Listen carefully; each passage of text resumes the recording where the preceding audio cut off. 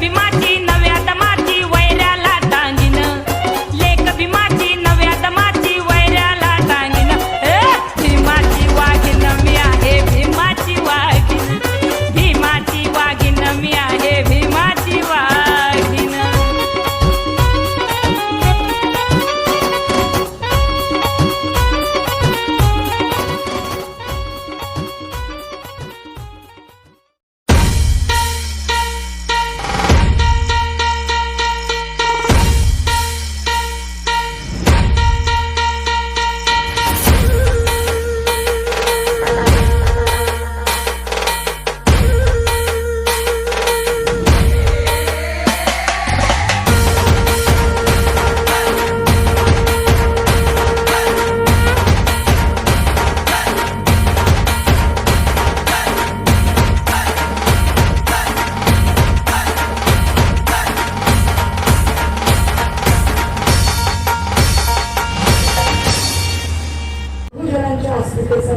जागर अस्मितेचा आम्ही मांडला आहे आणि आपण नक्की यावं. बहुजनांच्या अस्मितेसाठी जागर अस्मितेचा चला जरा अस्मिता जागा ठेवण्याची खरंच गरज आहे.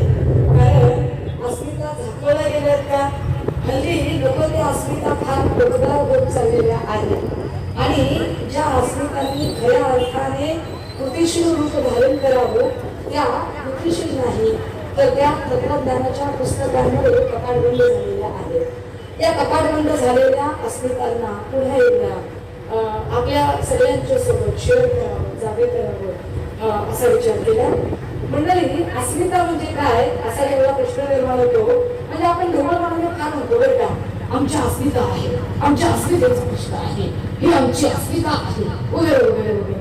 आणि मग ते इतक्या वेळा अस्मिता अस्मिता अस्मिता आणि त्यांना जर विचारलं नेमकं की अरे अस्मिता म्हणजे काय, तर त्याची तिथे एकदम भक्ती भूल झालेली असते. अस्मिता म्हणजे काय म्हटलं की म्हणजे अस्मिता म्हणजे आपल्या एखाद्या गल्लीचं कोणचं नाव आहे का अस्मिता, ते अस्मिता अजून काही वेगळं आहे तर अस्मिता वेगळं आहे, नक्कीच वेगळं वेगळं आहे. काय आहे अस्मिता अर्थात आपली ओळख. ओळख म्हणजे कुठली ओळख, मी सुषमा अंधारे, हे मुकुंद सपकाळे, हे विशाल सोळंके, हे सारंग पवार, ही ओळख आहे का. अस्मिता ही किंवा ओळख ही दोन प्रकारे आपली तयार होते. एक ओळख असते जी आपले आई वडील आपल्याला देतात, आपलं नाव आणि आपला पत्ता, एक आपली ओळख आपल्याला सांगितली जाते. आणि एक अजून एक ओळख असते, ती ओळख आम्हाला आमची सांस्कृतिक ओळख मिळते.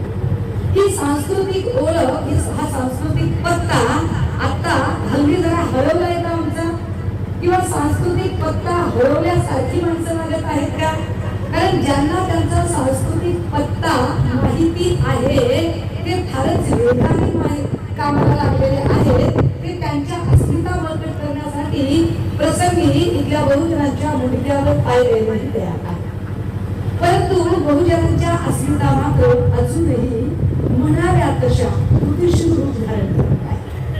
मग बहुजन म्हणजे काय, म्हणजे इतके वेळा विचारलं जातं बहुजन बहुजन बहुजन, सतत आपण सकाळी झोपेतून उठल्यापासून रात्री झोपेपर्यंत बहुजन बहुजन म्हणतोय. तर मग बहुजन म्हणजे काय. मी बऱ्याचदा जेव्हा बोलते त्यावेळेला ट्विटर किंवा फेसबुक किंवा युट्यूबला माझ्या त्या व्हिडिओच्या किंवा एखाद्या पोस्टच्या एखाद्या लेखाच्या खाली फार संधी लोकांनी कमेंटचा पाऊस पाडलेला असतो आणि ते सातत्याने म्हणत असतात, तुमच्या बहुजनात आम्ही नाहीत का, तुमच्या बहुजनात आम्ही नाहीत का. बहुजन म्हणजे मग तुम्ही स्वतःलाच वेगळं पाळून घेताय, तुमची स्वतःची इच्छा आहे की आयसोलेशन मध्ये जायची, मग तुम्हाला आयसोलेशन मध्ये जायची इच्छा आहे का, मग तुम्हाला एकरूप व्हायचं नाही का, तुम्हाला या राष्ट्राशी तादात्म्य पावायचं नाही का. मुळात बाबासाहेबच राष्ट्राशी तादात्म्य पावलेले नव्हते. बाबासाहेबांनी राष्ट्रासाठी असं काय केलं, बाबासाहेबांनी एका धर्मसमूहासाठी केलं वगैरे वगैरे blah blah blah blah blah त्यांचं सुरू होतं. मग बहुजन म्हणजे मग ब्राह्मण नाही का त्याच्यामध्ये, ते होय ठामपणे सांगितले पाहिजे की बहुजन म्हणजे ब्राह्मण नाही. बहुजन म्हणजे ब्राह्मणत्वाची जी चळवळ उभी राहिली ती बहुजनांची चळवळ असं म्हटलं जातं. बहुजन म्हणजे ब्राह्मणेतरांची जी चळवळ उभी राहिली त्याला आम्ही बहुजनांची चळवळ असं म्हणतो. परंतु बहुजनांची चळवळ असं म्हणताना यात बहुजनालेला ब्राह्मण आम्हाला एक वेळ मान्य होऊ शकतो, पण बामणालेला बहुजन त्याला मात्र प्रवेश वर्ज्य आहे. मी वाक्य पुन्हा एकदा रिपीट करते. एक वेळ आम्हाला बहुजनालेला ब्राह्मण हा मान्य आहे, परंतु बामणालेल्या बहुजनाचा प्रवेश मात्र येथे वर्ज्य आहे. आता हे बामणालेले बहुजन आणि बहुजनालेले ब्राह्मण हा काय प्रकार आहे जर अस्मिता समजून घेता नाही, कारण संकल्पना, बेसिक संकल्पना आपल्या लक्षात येत नाही. त्या बेसिक संकल्पना समजल्या की मग बऱ्यापैकी मुद्दा सोडवायला मदत होते. कारण सध्या खरंच गुंतागुंतीचं राजकारण, समाजकारण आणि सगळे सांस्कृतिक ओळख आमची होत चालली आहे. तो जरा गुंता सोडवायला या निमित्ताने मदत होईल. बरं, आता जेव्हा आपण असं म्हणतोय की आम्हाला बामणालेला बहुजन चालणार नाही, म्हणजे नेमकं काय? आपण बामणालेले आहोत का? हे बामणाले म्हणजे काय? तर जी लोक अजूनही दैव शरणता ही संकल्पना मानतात ते लोक निश्चितपणे बामणालेले बहुजन आहेत. दैव शरणता असणे ही बहुजनांची अस्मिता नाही. बहुजनांच्या अस्मितेची ओळख समजून घेताना नीट समजून घेतलं पाहिजे की हे नेमकं काय आहे. कारण बहुजन अस्मिता ही व्यक्ती सापेक्ष नव्हे, ती विचार सापेक्ष आहे. व्यक्ती सापेक्ष आणि विचार सापेक्ष पुन्हा त्याचा फरक कळला पाहिजे. बहुजन अस्मिता ही व्यक्ती सापेक्ष नाही म्हणजे काय? अमुक एका व्यक्तीने विचार मांडलाय, मग तो खरा असो किंवा खोटा असो, तो कसाही असो, तो मान्यच करायचा असं अजिबात घडत नाही. तर एखाद्या व्यक्तीने चुकीचा विचार मांडला, अतार्किक विचार मांडला, विज्ञान निष्ठतेशी असंगत किंवा विज्ञान निष्ठेला तडा जाणारा विचार मांडला, तर तो विचार इथे मान्य होत नाही. भलेही त्याने 100 विचार चांगले मानले असतील, पण 100वा विचार जर त्याचा अतार्किक असेल, विज्ञान निष्ठेला तडा जाणारा असेल, तर तो 100वा विचार इथं मान्य होत नाही. कारण बहुजन अस्मिता ही व्यक्ती सापेक्ष नाही, ती विचार सापेक्ष आहे. आता हे समजायला परत जरा गोंधळ उडत असेल तर म्हणून फक्त सोपं करण्यासाठी, अदरवाईज मला काही आय एम नॉट इंटरेस्टेड त्या सगळ्या गोष्टीत जाण्याची खरंच इच्छा नाहीये, कारण आपली माणसं शहाणी झाली पाहिजेत. पण व्यक्ती सापेक्ष, विचार सापेक्ष समजून घेताना बरं, इथे बहुजन विचारधारेमध्ये एखादा वक्ता, एखादा विचारवंत, एखादा प्रबोधनकार, एखादा नेता जर चुकला तर त्याची समीक्षा अत्यंत सूक्ष्मतेने आणि अत्यंत तळपेने आणि अत्यंत स्पष्टपणे केली जाते. गय केली जात नाही. चुकला तो ठोकला या न्यायाने त्याची समीक्षा केली जाते. बरोबर? कारण इकडे आपण विचार मांडणारे लोक आहोत. परंतु वाईस वर्षा उजव्या विचारसरणीच्या लोकांकडे जर बघितलं तर ते विचार सापेक्ष असण्यापेक्षा ते व्यक्ती सापेक्ष जास्त असतात. कसे? सोपं बरं का.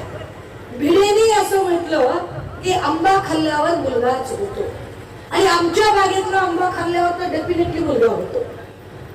अरे हे किती तार्किक आहे. आंबा खाल्ल्याने जर मुलगा होत असेल तर बायका कशाला हे IVF आणि या सगळ्या टेक्नॉलॉजीकडे जातील? जायचं त्याच्या बागेच्यात नुसते आंबेच खाऊ यायचं. आंबे खाल्ल्याने जर असं काही होत असेल किंवा आमच्याकडे लग्न, हे सगळ्या लग्न संस्था सगळ्या मुळीत कराव्या लागतील. हे गरजच नाही. तुकोबाराय जसं म्हणतात, 900 सायाचे पुत्र होते ते काय करणे लागे पती वगैरे वगैरे. हे कितपत खरं आहे? मग असं बरं, लोक त्याला खरं मानतात हे फार विशेष बरं का. लोक त्याला परत युक्तिवादाने ते कसं खरं आहे हे सांगायला लागतात. म्हणजे कोरोनाच्या काळामध्ये प्रधानमंत्री मोदींनी सांगितले की हम थाली बजाएंगे. तर थाळी का वाजवली जाते याचं तार्किक विश्लेषण भक्तांनी सुरू केलं. ती व्यक्ती सापेक्ष आहे. आमची व्यक्ती किती खरं बोलते हे सांगण्यासाठी जीवाचा आटापिटा केला त्यांनी. मग तारखांचा मेळ मांडायला लागले, ग्रहांचा मेळ मांडायला लागले, ग्रह तारे तारी पंचांग सगळं घेऊन बसले. और मोदीजी ने कैसे मास्टर स्ट्रोक दिया है, काय घंटा मास्टर स्ट्रोक दिला त्यांनाच माहिती. काय पद्धतीचं ते किती विचार सापेक्ष असू शकतात, म्हणजे व्यक्ती सापेक्ष असू शकतात की त्यांनी केलेली कुठलीही चूक ते चूक आहे असं म्हणतच नाही. आपल्याकडे एखादी गोष्ट घडली म्हणजे इव्हन पुणे करारावर सुद्धा अनेक लोकांची मतमतांतर आहे. म्हणजे बाबासाहेबांनी घेतलेल्या निर्णयावर सुद्धा चर्चा करण्याची धमक सापेक्ष असणारी लोक इथं ठेवतात, परंतु इकडे काय गोष्ट आहे, गोंधळ आहे की ते त्यांचंच म्हणणं रेटत राहतात आणि चुकीच्या गोष्टी सुद्धा कशा योग्य आहे ते सांगत राहतात. उदाहरणार्थ बघा की परशुरामाने आईचा वध केला. खर तर बाब क्रमांक 1 हत्या वाईट आहे. बाब क्रमांक 2 एखाद्या स्त्रीवर हिंसाचाराची घटना घडणे हे त्याहून वाईट आहे. तिसरे ती हिंसा आईच्या बाबतीत सख्खा मुलगा करतोय हे तर अधिकच भयंकर वाईट आहे. असं असताना सुद्धा चुकीला ते चूक म्हणत नाहीत, ते त्याचं समर्थन करतात आणि समर्थनासाठी मग ते वेगळ्या पारंपरिक कथा मांडत राहतात. समर्थन करताना ते वेगळ्या पद्धतीने त्याचे विश्लेषण आणि त्याचे अन्वयार्थ सांगण्याचा आणि त्या समर्थनार्थ मग मातृभक्ती, पितृभक्ती, मग त्याचा तपश्चर्या, मग त्याने कसं जिवंत केलं, मग याव त्याव काय काय झालं, मग त्याच्यापेक्षा संजीवनी शक्ती होती, अशा सगळ्या गोष्टी सांगितल्या जातात. थोडक्यात काय, ते व्यक्ती सापेक्ष व्यक्तीच्या प्रेमात आहे, ते विचारांच्या प्रेमात नाहीये. बहुजन अस्मितेची सगळ्यात मोठी काय ओळख आहे तर बहुजन अस्मिता ही विचार सापेक्ष आहे. मान्यवर कांशीरामजींच्या केडरमध्ये मान्यवर साहेब फार एक महत्वाची गोष्ट सांगायचं, म्हणजे मी तशी केडर मधून घडलेली मुलगी आहे त्यामुळे ते माझ्याकडे सुटत नाही. मान्यवर असं सांगायचे की अगर कोई व्यक्ति समाज के हित में अपना समूचा जीवन समर्पित करती है तो बेशक उस व्यक्ति की नेतृत्व में काम करना हितकारी है. केलं पाहिजे, हरकत नाही. पण पुढे ते असं सांगतात, अगर कभी ऐसा दौरा आया कि व्यक्ति या संस्था दोनों में से किसे चुनना है तो बेशक व्यक्ति छोड़ दीजिए और संस्था को पकड़े रहिए. संस्था महत्वाची आहे. त्याच्या पुढे लोक पुढे मान्यवर असं सांगतात कि और अगर कभी ऐसा भी दौरा आया कि संस्था या विचारधारा दोनों में से क्या चुनना है तो संस्था को भी छोड़ दीजिए और विचारधारा पर अड़े रहिए. विचारधारा हर परिवर्तन काम करते. विचार महत्वाचा आहे मंडळी, हे कळतंय का? फार महत्वाचा गाव आहे बरं का हा, की व्यक्ति या संस्था तो व्यक्ति को छोड़ दीजिए, संस्था चुनिए, और संस्था या विचारधारा तो संस्था को छोड़ दीजिए, विचारधारा को चुनिए. यानी कि यहाँ इमोशनलिज्म का कोई मोल नहीं है. यहाँ एक्सपेरिमेंटल टूल पर ज्यादा काम होता है. इथे इमोशनल टूल वर काम होत नाही, इथे एक्सपेरिमेंटल टूल वर. आणि म्हणून बहुजनांच्या अस्मितेचं पहिलं प्रतीक हे तथागत गौतम बुद्ध होता. आणि तथागत गौतम बुद्ध काय सांगतायत बहुजनांची अस्मिता सांगताना? ते असं म्हणतात की मी सांगतोय म्हणून स्वीकारू नका. मी सांगतोय म्हणून काही स्वीकारायची गरज नाहीये. कुणीतरी लिहून ठेवले आणि तुमच्या वाचनात आलंय म्हणूनही स्वीकारू नका. परंपरेने चालत आलंय म्हणूनही स्वीकारू नका. तुम्हाला कुणीतरी दृष्टांत दिलाय म्हणूनही स्वीकारू नका. कुणीतरी ज्येष्ठ व्यक्ती तुम्हाला सांगते अनुभवाचे बोल आणि म्हणून तुम्ही करताय असं सुद्धा करू नका. तर बुद्ध सांगतात की तुम्हाला तुमच्या तर्काने घासून पुसून घेऊन, सत्याला घासून पुसून घेऊन, सत्याची पडताळणी करून जेव्हा तुम्हाला त्याचं संपूर्ण आकलन होईल आणि ते सत्य आहे याची 100% तुमच्या मनाला, दुसरे सांगतायत म्हणून नाही, तुमच्या मनाला खात्री पटेल तेव्हा ते स्वीकारा. ब्लाइंड फॉलो करू नका. हा बहुजन अस्मितेचं पहिलं प्रतीक असणार आहे. तथागत आपल्याला सांगतात की ब्लाइंड फॉलो नाही करायचं. आपल्याला ब्लाइंड फॉलो करता नाही आलं पाहिजे. आपण काय ते एकदा ठामपणे मांडलं गेलं पाहिजे, ठामपणे सांगितलं पाहिजे. आणि म्हणून ते सांगतात की आओ जानो और फिर मानो एही पस्ती को, या पहा आणि खात्री करा. खात्री झाली तर स्वीकारा, नाही तर सोडून द्या. कुणीतरी सांगतंय आपल्याकडे असं खूप असतं बरं का, म्हणजे हे पूर्वी बुवाबाजींबद्दल होतो, आता नेत्यांबद्दल पण सांगतो बरं का. हे फार विशेष आहे. पूर्वी बुवाबाजींबद्दल बोलताना असं बोलायचं की नाही,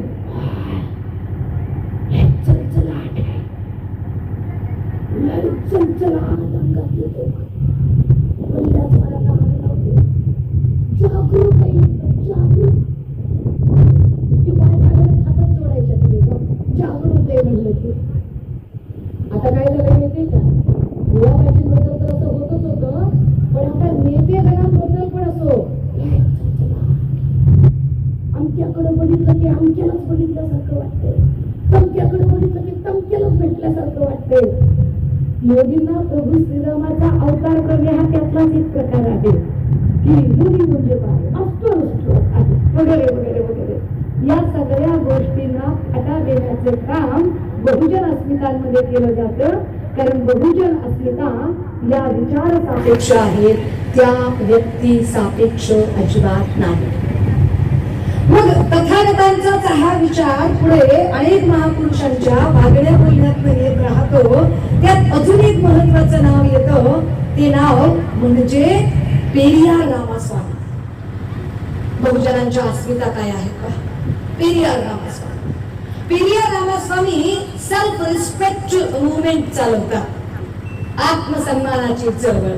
काय आहे ही सेल्फ रिस्पेक्ट मुवमेंट?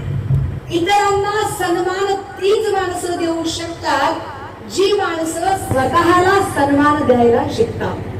तुम्हाला स्वतःला सन्मान देता आला पाहिजे. आपण स्वतःला सन्मान देतो का? फार महत्वाची गोष्ट आहे. आपल्याला सन्मान देता आला पाहिजे. मी माझ्यावर प्रेम करू शकत नसेल तर मी जगातल्या कोणावरही प्रेम करू शकत नाही. मला आधी माझ्यावर प्रेम करता आले पाहिजे, मला प्रेमाची संकल्पना कळली पाहिजे, मला सन्मान प्रतिष्ठा कळली पाहिजे.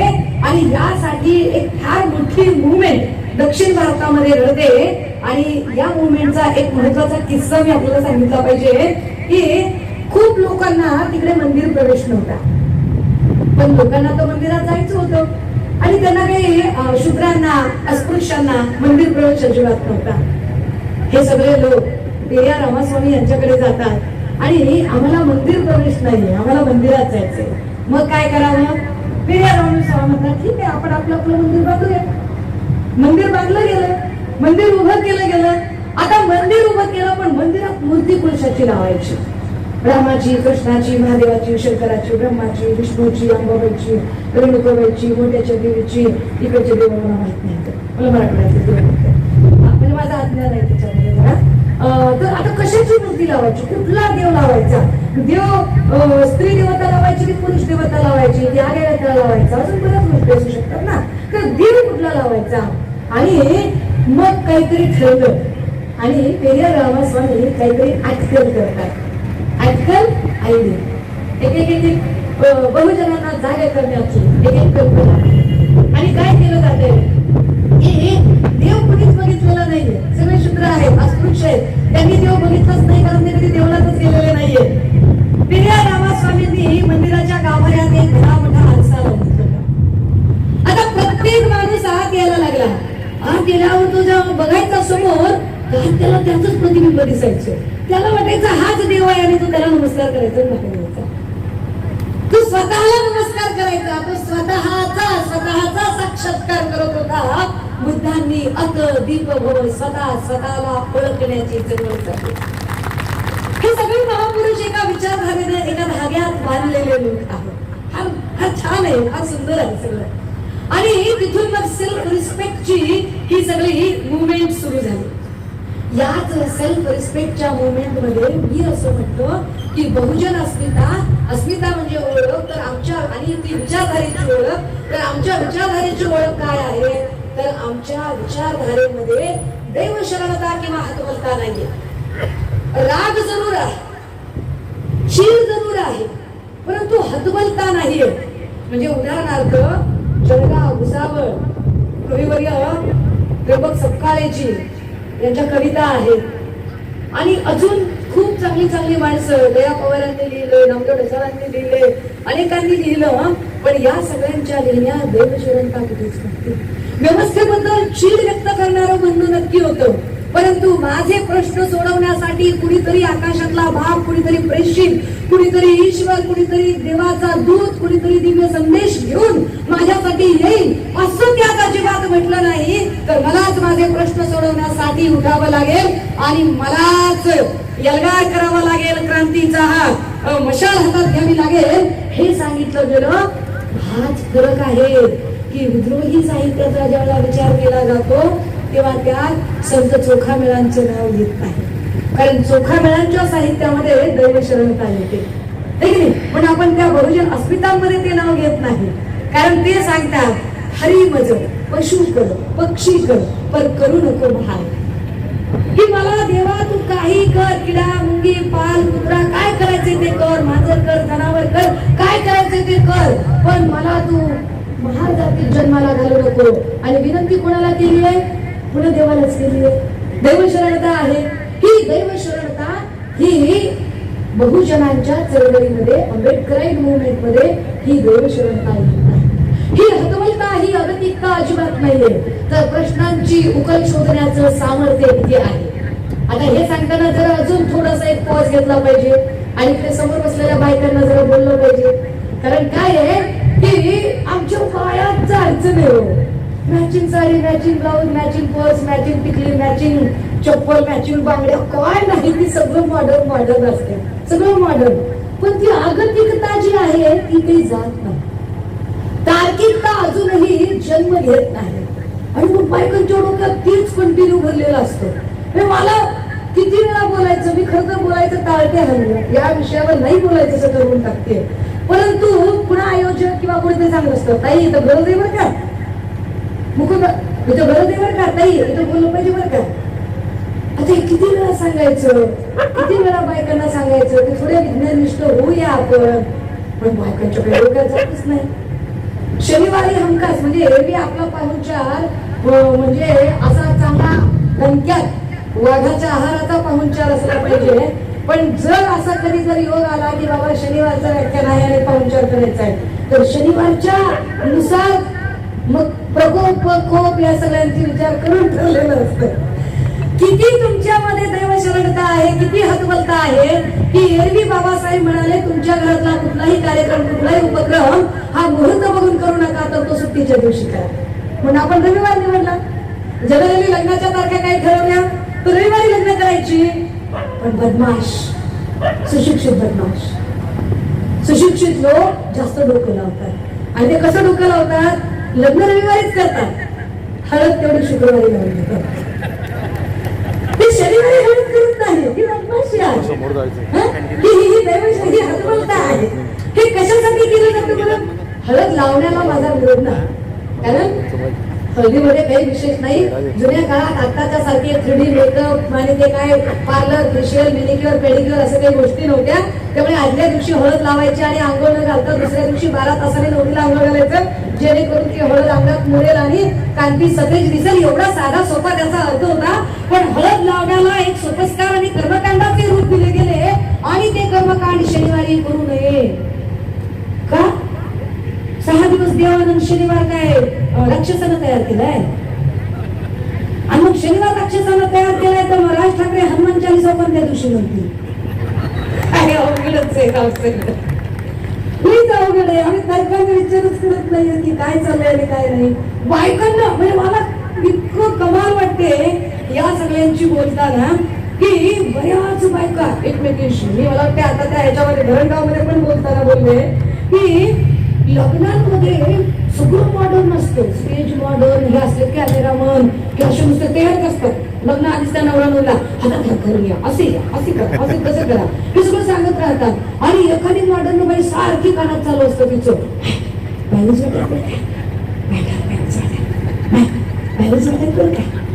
लग्न जमल्यापासून साखरपुडा, हळद, प्रत्येक गोष्टी पायवीच वाटत बरं का, पायवीच वाटत बरं का, जरा तरी कार्तिकता. आणि पुरीला पाय उजवा टाकला सोयरा डावा निघाला तर काय दादा, उजवा पाय महत्वाचा का उजवा सोयरा महत्वाचा? एवढी जर तार्किकता आमची शिल्लक नसेल तर आमच्या अस्मिता आम्ही कशा जाग्यात ठेवू शकू? जरा तरी विचार केला पाहिजे ना. मुहूर्ताचा विचार करतात राहू लोक, मुहूर्ताचा नाद. आता एवढे सगळे मुहूर्त बघणारे लोक, आणि विचार करा बाबासाहेबांनी अजिबात मुहूर्त बघितला नाही कुठलंच काम करताना. जाऊ बाबा हे जाऊ द्या. ओबीसी चळवळीतली आमची भावंड अजूनही जागी होत नाहीत. आणि फुल्यांनी नाही मुहूर्त बघितला कोणतेही काम करताना. छत्रपती शिवाजी महाराजांनी एकाही गड किल्ल्यावर चढाई करताना मुहूर्त नाही बघितला. डोक्यात आणलं कुणी, ही सगळी अतार्किकता तुमच्यामध्ये ही वाढवली कुणी, आणि बायकांच्या डोक्यात जातच नाहीये ती नावं ठेवण्याचं तर ख्याल. आता जरा कमी झाले बोलून बोलून, पण तरी पण आता त्याच्यात घारीतली नावं काढलीत तर. पूर्वी साधी सुखी होती, अंबिका, रेणुका, चैतन्य, नरेंद्र अशी साधी होती. आता त्याच्यात भारी नावं काढले, अथर्व, वेदांत, अजून काय काय लय नावं काढतात त्या. आणि चिन्मयन, तन्मयन, कायच नाही लयच नावं काढतात त्या. आणि पुन्हा त्याच्यावरती त्यांच्या घरातले पुरुष अजून जास्त सांगत राहतात, काही आपलं काही नाही बरं का, ही ऐकतच नाही, ही जास्त बदमाश आहे, जे म्हणतात हे ऐकतच नाही. अरे ही कशी काय ऐकत नाही? तुला आवडत नसेल तर ती वेगळ्या गळ्याचा ब्लाऊज घालत नाही, तुला न आवडणारी भाजी ती घरात शिजवत नाही, तुला आवडत नसेल तर शेजारशी ती बोलायला जात नाही, आणि तेवढी बरी गोष्ट ऐकत नाही. सोयीनुसार तिला चालतं, तिला आवडतं, हे सोयीनुसार बोलणारे जे आहेत ना ते आता त्याच्यावर ही जी दैवशरणता आहे, ही दैवशरणता निश्चितपणे बहुजन अस्मितांच्या आड येणारी गोष्ट आहे. इथे अगतिकता नाही, इथे उकल केली जाते, इथे प्रश्न सोडवले जातात, इथे प्रश्न सोडवण्यासाठीचे मार्ग सांगितले जातात. आणि म्हणूनच बुद्धांनी ते मार्ग सांगताना सांगितलं की होय दुःख आहे, पण दुःख आहे म्हणजे कुठला तरी दैवी प्रकोप आहे, आणि त्या प्रकोपामुळे दुःख आहे असे नाही, तर दुःख आहे कारण तृष्णा आहे. तृष्णेमुळे दुःख वाढत आहे, आणि दुःख कमी करायचं असेल तर तृष्णा कमी करावी लागेल. इतकी साधी गोष्ट बुद्ध सांगतात, तीच तर गोष्ट कमी सांगतात. म्हणजे माझ्या लहानपणी माझे आजोबा, मी माझ्या आजोबांची फार लाडकी. आजोबा मला लहानपणी रुबाब नावाने हाक मारायचे. तर मग असं वाटायचं की हा माझा रुबाब आहे आणि हा महाराष्ट्रात माझं नाव करणार आहे, तर ही रुबाबदार पोरगी आहे. आणि ते भटक्या म्हणतात, मग ते रुबी रुबाब असं त्यांचं चालायचं. मी आजोबांच्या सोबत भटक्यांच्या लग्नांमध्ये जायची. भटक्यांची लग्न म्हणजे काय तुमच्यासारखी ना, मी साधी गोरगरिबाची लग्न असायची ती. आणि या लग्नामध्ये नवरीचे ते चमचमीत कपडे बघायला लहान लेकरू म्हणून मला फार आवडायचं. पण आजोबा मागेच नेऊन बसवायचे आणि मला काही नवरी दिसायची नाही. म्हणजे आजोबा बाबा आंगे चलो, तर बाबा म्हणायचे नाही रुबी येणंच भेटणे का, आंगे जाणे का नाही. म्हणजे बाबा पण का, बाबा म्हणायचे नाही येणंच भेटणे का, अजिबात आंगे जाणे का नाही. कुणीतरी एखादा यायचा आणि बाबा जात पंचायतीतले पंच माणूस, एवढा मोठा माणूस कसा काय मागे बसला म्हणून ते एकदम विचार, अरे तू बाबा तू येऊन काय तू बेटा, चल चल चल आंगे चल. आणि ते हाताला धरून बाबाला पुढे न्यायचे. मी म्हणायची बघा बाबा आपल्याला त्यांनी पुढे नेलंच की नाही, आधीच गेलो असतं तर. आजोबा सांगायचे येऊ नाही तारू बाप, तेरे को मालूम नाही, तेरे को मालूम आहे का कबीर का बोलले. मी म्हणायची का बोलल्या कबीर. आजोबा सांगायचे कबीर बोलले ऐसी बात बोलो कि कोई न बोले झूठ, और ऐसी जगह बैठो कि कोई न बोले उठ. आपण जर आधीच पुढे जाऊन बसलो असतो, कोणी उठवलं असतं तर पुढे बसण्याची तृष्णा, त्यानंतर जर कोणी उठवलं असतं तर दुःख झालं असतं. त्याच्यापेक्षा ती बसण्याची तृष्णाच नको ना बाळगायला. काय गरज आहे, आपण जिथे बसलोय ती ओके जागा आहे, आपल्याला कुणी उठ म्हणणार नाही अशा जागेवर आपण बसलं पाहिजे. आणि कुणी आपलं म्हणणं खोटं ठरवणार नाही असं आपण बोललं पाहिजे. आणि नेमकी हीच गोष्ट उजव्या विचारसरणीच्या लोकांच्या लक्षात येत नाही. आणि म्हणून एखादा राज ठाकरे सारखा माणूस औरंगाबादच्या सभेत धडधडीत खोटं बोलताना सांगत असतो की टिळकांनी विश्वस्मारक बांधले. त्याची विचाराची काही चूक नसते, कॉप्या करून पास झाल्यावर काय करतील ते तरी चालतो, मला काय बोलत काय. मंडळी जर अजून थोडस पुढे गेलं की पेरियार रामास्वामींच्या थोडस आम्ही जेव्हा पुढे जातो तेव्हा आपल्याला असं लक्षात येतं की या सगळ्या बहुजन अस्मितांच्या चळवळीमध्ये जे नाव येतं ते क्रांतिवादचं, ज्यांनी बहुजनांची अस्मिता जागी केली. आणि क्रांतिवाद ज्योतिबा फुले सांगायला लागतात विद्ये विना मती गेली, मती विना गती गेली, गती विना नीती गेली, नीती विना वित्त गेले, वित्ता विना शूद्र खचले, एवढे सारे अनर्थ एका अविद्येने केले. अत्यंत तार्किकतेने मांडत जातात. एका गोष्टीवर एक गोष्ट कशी आधारलेली आहे याचा तर्क क्रांतिवाद सांगतात. आणि तो तर्क सांगताना ते म्हणतात या बहुजनांच्या अस्मिता जाग्या करायच्या असतील तर पहिल्यांदा यांना शिक्षित करणं गरजेचं आहे. म्हणजे यांना कळेल की हे किती गुलामगिरीत आहेत आणि यांच्या गुलामगिरीचे ग्रंथ कसे लिहून ठेवले आणि या गुलामगिरीच्या ग्रंथामध्ये सगळ्या कोप आणि प्रकोपाच्या या सगळ्या भाषांमुळे हे कसे दबलेले पिचलेले पीडित आणि आपल्या शोषणाचे, आपल्या पीडेचे, उत्पीडेचे, आपल्या अपमानाचे, अवमानाचे, उपेक्षेचे सगळे जे मूळ आहे ते आपल्या पूर्वजन्मीच्या पापात आहे असे हे समजत आहे. जेव्हा की ते असे नाही. यांच्या उत्पीडनाचे, यांच्या अपमानाचे, अवमानाचे, उपेक्षेचे, अत्याचाराचे, अन्यायाचे जे मूळ आहे ते पूर्वजन्माच्या पापात नाही तर इथल्या जात व्यवस्थेमध्ये आहे. हे क्रांतीबा सप्रमाण दाखवतात. पण ते सप्रमाण जेव्हा दाखवतात तेव्हा त्यांच्या लक्षात येतं की मी जे सांगतोय ते समजून घ्यायला हे आधी साक्षर तर पाहिजे, हे शिकलेलं तर पाहिजे. हे शिकले तर हे समजून घेतील आणि हे शिकले तर समजून घेतील. म्हणून मग क्रांतीबा शिक्षणाची चळवळ उभी करण्यासाठी उभे राहतात आणि तेच क्रांतीबा पुढे शिक्षणाच्या झिरप सिद्धांताला विरोध करतात. जो झिरप सिद्धांत सांगतोय पर्क्युलेशन थेरी ऑफ एज्युकेशन, की ज्यात असं सांगितलं होतं इथल्या तमाम ब्रह्मवृंदाने ब्रिटिशांकडे मागणी केली होती की तुम्हाला शिक्षण द्यायचंच असेल तर असं करा, शिक्षण पहिल्यांदा ब्राह्मणांना द्या, ब्राह्मण क्षत्रियांना देतील, क्षत्र वैश्यांना देतील, वैश्य शूद्रांना देतील, शिक्षण झिरपत येईल. फुले म्हणाले अजिबात नाही. द्यायचं असेल तर एकाच वेळेला चारही वर्गाला द्या, कारण तुमची नियत जर असती आम्हाला शिक्षण द्यायची तर तुम्ही केव्हाच दिलं असतं. पण तुम्ही संस्कृत शिकलात आणि स्वतः पुरतच ठेवून घेतलं. आता आम्हाला शिकायचं आहे आणि म्हणून आम्ही तुम्हाला गिनतच नाही, आम्ही थेट ब्रिटिशांना बोलत आहोत की द्यायचं शिक्षण तर सगळ्यांना तार्किकता आहे. इथल्या बहुजनांना जाग करण्यासाठी क्रांतीबा ही तार्किकता सांगतात. ही तार्किकता सांगताना क्रांतीबा ज्योतिबा देवस्थान किंवा खंडोबा देवस्थान याबद्दलही बोलतात आणि ते सांगतात की लोखंडी राज्य काय होतं, जमिनीचे खंड कसे होते, प्रत्येक खंडाचा प्रमुख, त्या खंडाच्या प्रमुखाला खंडोबा म्हटलं जात होतं. एका भागामधला जो महसूल गोळा करायचा त्या महसुलाचा जो प्रमुख सुभेदार होता, महसुलाचा स्वतः सुभा, महसूल एका महसूल विभागाला एक सुभा म्हटलं गेलं आणि त्या सुभाला जो महसूल गोळा करतो तो होता महासुभेदार. महासुभेदाराचा पुढे अपभ्रंश झाला मसोबा. आपण असं म्हणतो की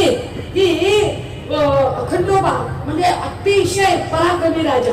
पण हा पराक्रमी राजा, या पराक्रमी राजाला तेव्हा शरण आले काही राजे आणि त्यांनी आसरा मागितला. इकडे 7 एरियांमध्ये 7 खंडांमध्ये खंडोबांचं राज्य आहे आणि कुणीतरी म्हणतंय की अरे आम्हाला सुद्धा आसरा द्या, आसरा द्या, आश्रय मागितला. मर्दासारखे मर्द राजे आणि त्यांनी आसरा मागितला, आसरा मागितला आणि मग जन्माला आल्यासारखे आसरा. इतक्या एक गोष्ट क्रांतीबा मांडतात. मी जे मांडते ते मी मांडत नाहीये, मी फक्त पोस्टमन आहे, मी फक्त पोस्टमन आहे. हे का सांगितले पाहिजे? कारण खबऱ्यांना लगेच असं मी म्हणली बरं का, तसं मी म्हणली बरं का, हे मी सांगितलं बरं का. तर त्या सगळ्या खबऱ्यांना हेही माहिती असावं की मी जे काही म्हटलंय ते म्हणण्याचं जे मूळ आहे, त्याचा जो आधार आहे ते गुलामगिरी नावाचं पुस्तक आहे. तुम्हाला आक्षेप घ्यायचे असतील, कोर्टात जायचं असेल तर निश्चितपणे गुलामगिरीच्या संबंधाने कोर्टात जा आणि हो समन्स सही घेऊन सोडून द्यायची असते. त्यामुळे क्रांतिकांची सही घ्यायला सुद्धा जा आणि मग त्यांना तिकडे समन्स द्यायला जा तिकडे. हा हे एकदा सांगितलं पाहिजे या लोकांना. म्हणजे कसं होतं जर तर्काला धरून होईल ना, हे की नाही, ज्याला लिहिले त्याला सांगितलं पाहिजे की नाही, ते अजूनही ते म्हणणं खोडून करू शकत नाही. म्हणजे असं क्रांतिकांचं हे म्हणणं इथल्या बहुजन समाजाला जाग करणं, तुमची खरी ओळख काय आहे, तुम्ही खरे कोण आहात. क्रांतीबा तुम्ही खरे कोण आहात हे सांगताना आरक्षणाच्या संकल्पनेवर फार महत्वाचं भाष्य करतात आणि ते असं सांगतात की आरक्षण द्यायचंच असेल तर ब्राह्मणांना द्या. भाई बोलतात ना क्रांतीबा सांगतात आरक्षण द्यायचं असेल तर आम्हाला देऊ नका. आता खबरे काय करतील माहिती का? खबरे माझं एवढंच वाक्य क्रॉप करते, ब्राह्मणांना आरक्षण द्या असं क्रांतीबा म्हणते. पण ते क्रॉप करणाऱ्या लोकांच्या पासून वाचण्यासाठी सध्या मी माझी भाषण पूर्ण रेकॉर्ड केली की मागचा पुढचा संदर्भ लागला पाहिजे आणि ज्यांना संदर्भ सहित बघायचे असतात मग ते ऑफिशियल चॅनलवर बघू शकतात, सुषमाताई अंधारे ऑफिशियलवर. आता बघा, जे क्रांतिबा आहे जे सांगताहेत की आरक्षण ब्राह्मणाला द्या, असं म्हणण्यामागचा त्यांचा काय उद्देश आहे, तर क्रांतिबा स्पष्टीकरण असं देतात की आम्ही इथले मूळ मालक आहोत, आम्ही मूळ आहोत इथले, आम्ही मूळ मालक आहोत या धरतीचे, आम्ही मूळ जमीनदार आहोत आणि मूळ घरमालकाने ठरवायचे असते किरायेदार ठेवायचा की नाही, किरायाने खोली द्यायची की नाही. ब्राह्मण किरायेदार आहे, त्यामुळे या किरायेदारांना खोली द्यायची की नाही हे आम्ही ठरवू, ते ठरवू शकत नाहीत आमच्याबद्दल. फार मोठी विचार आहे, फार मोठा विचार आहे. मग आपण हा विचार विसरलोय का दादा? हो, ही जी आमची अस्मिता आहे ती विसरलोय का? कारण अडचण काय झाली माहितीये का? लोकसंख्या किती लोकसंख्या असेल त्यांची, तर अख्ख्या गावामध्ये 1ला 2 घर ब्राह्मण असतात, 1ला 2 घर, आणि अख्ख्या गावाचा वर्कलोड त्यांच्यावर असतो. गावातली मुंज म्हणा, लग्न म्हणा, वास्तुशास्त्र म्हणा, सत्यनारायणाची पूजा म्हणा, श्राद्ध म्हणा, पिंड म्हणा, पक्ष म्हणा, सगळ्या गावाचा वर्कलोड त्या एकाच घरावर असतो. अख्ख्या गावात 1ला 2 घर. असं तुम्ही एखादं शहर बघितलंय का? पुणे वगळता, की तिथे अख्खी वस्तीच्या वस्ती 50 हजारांची वस्ती त्यांची आहे? तर नाही, कुठेच नाही. आता विचार करा, जेव्हा वेगवेगळ्या राजकीय पक्षांचे लोक निवडणुकीची उमेदवारी देतात, तेव्हा उमेदवारी देताना त्या जात समुदायाचं मतदान किती आहे असं बघून उमेदवारी देतात. म्हणजे अमुक एका भागामध्ये जर माळ्यांची संख्या जास्त असेल तर माळ्याला उमेदवारी मिळते. तुम्हालाही देताना ते कॅल्क्युलेशन केलं असेल दादा, तुमचं इलेक्शन मेरिट असताना सुद्धा जातीचं कॅल्क्युलेशन करणं त्यांना भाग आहे, ते केल्याशिवाय त्यांचं मेरिट. कारण राजकीय पक्ष हे एनजीओ नाही आहे, ते पक्षच आहेत, तेव्हा त्यांना ते कॅल्क्युलेशन करावं लागतं. मग मराठ्यांची संख्या जिथे जास्त आहे तिथे मराठा उमेदवार दिला जातो. जसं की पुण्यात खासदारकीला बसपा सुद्धा ब्राह्मण उमेदवार येते, कारण संख्या जास्त आहे म्हणून. एकट्या पुणे शहरात अशी परिस्थिती आहे. आता या पद्धतीने जर बघितलं तर प्रत्येक जिथे मग बहुल मुस्लिम एरिया असेल तर महापालिकेच्या इलेक्शनला मग मुस्लिम उमेदवार दिला जातो. जिथे बौद्ध वस्ती जास्त आहे तिथे बौद्ध उमेदवार दिला जातो. बरोबर? म्हणजे ज्याची जिसकी जितनी संख्या भारी उसकी उतनी भागीदारी, म्हणजे मांडवर साहेबांनी जे तत्व सांगितलं होतं तेच तत्व इम्प्लिमेंट होतं ना. मग जर असं असेल तर असं एकही गाव नाही की ज्या गावात ग्रामपंचायतीचा पंच निवडून येईल इतकी संख्या सलगपणे ज्या जात समूहाची नाही, त्या जात समूहाचा माणूस उद्या महाराष्ट्राचा मुख्यमंत्री म्हणून बसतो. तुमची अस्मिता कुठे आहे? सोचण्यावाली बात आहे की कुठे बहुजनांची अस्मिता, की एक माणूस अख्ख्या महाराष्ट्राचा प्रमुख होतो ज्याची जात संख्या किती आहे. जर जातीचं संख्याबळ राजकारणात बघितलं जात असेल आणि जातीचं संख्याबळ हे कारण दाखवून मुख्य प्रवाहातले राजकीय पक्ष बहुजनातल्या बहुतेक होतकरू हिरिरीने काम करणाऱ्या राजकारण करू पाहणाऱ्या नवीन रक्ताच्या लोकांना संधी द्यायचं जेव्हा नाकारतात, तेव्हा त्या राजकीय पक्षांना हा प्रश्न का विचारला जात नाही? तो विचारला जात नाही कारण बहुजन अस्मिता अजूनही आपल्यावर नाही. अजूनही आम्हाला आमची ओळख पूर्ती पटलेली नसते.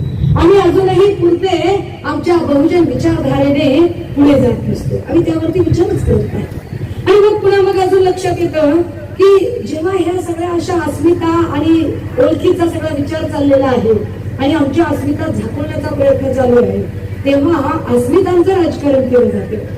आता हे अस्मितांचं राजकारण कसं केलं जातं पहा, तर वारंवार बोलताना राष्ट्रीय स्वयंसेवक संघाचे लोक, विचारवंत, लेखक, वक्ते आणि त्यांच्याकडून मांडणी करणारे मुख्य प्रवाहातील वृत्तपत्रांचे प्रतिनिधी हे कायम एक मुद्दा उकरून काढतात आणि ते असं सांगतात की बाबासाहेबांनी राष्ट्रीय प्रवाहासाठी काय योगदान दिले.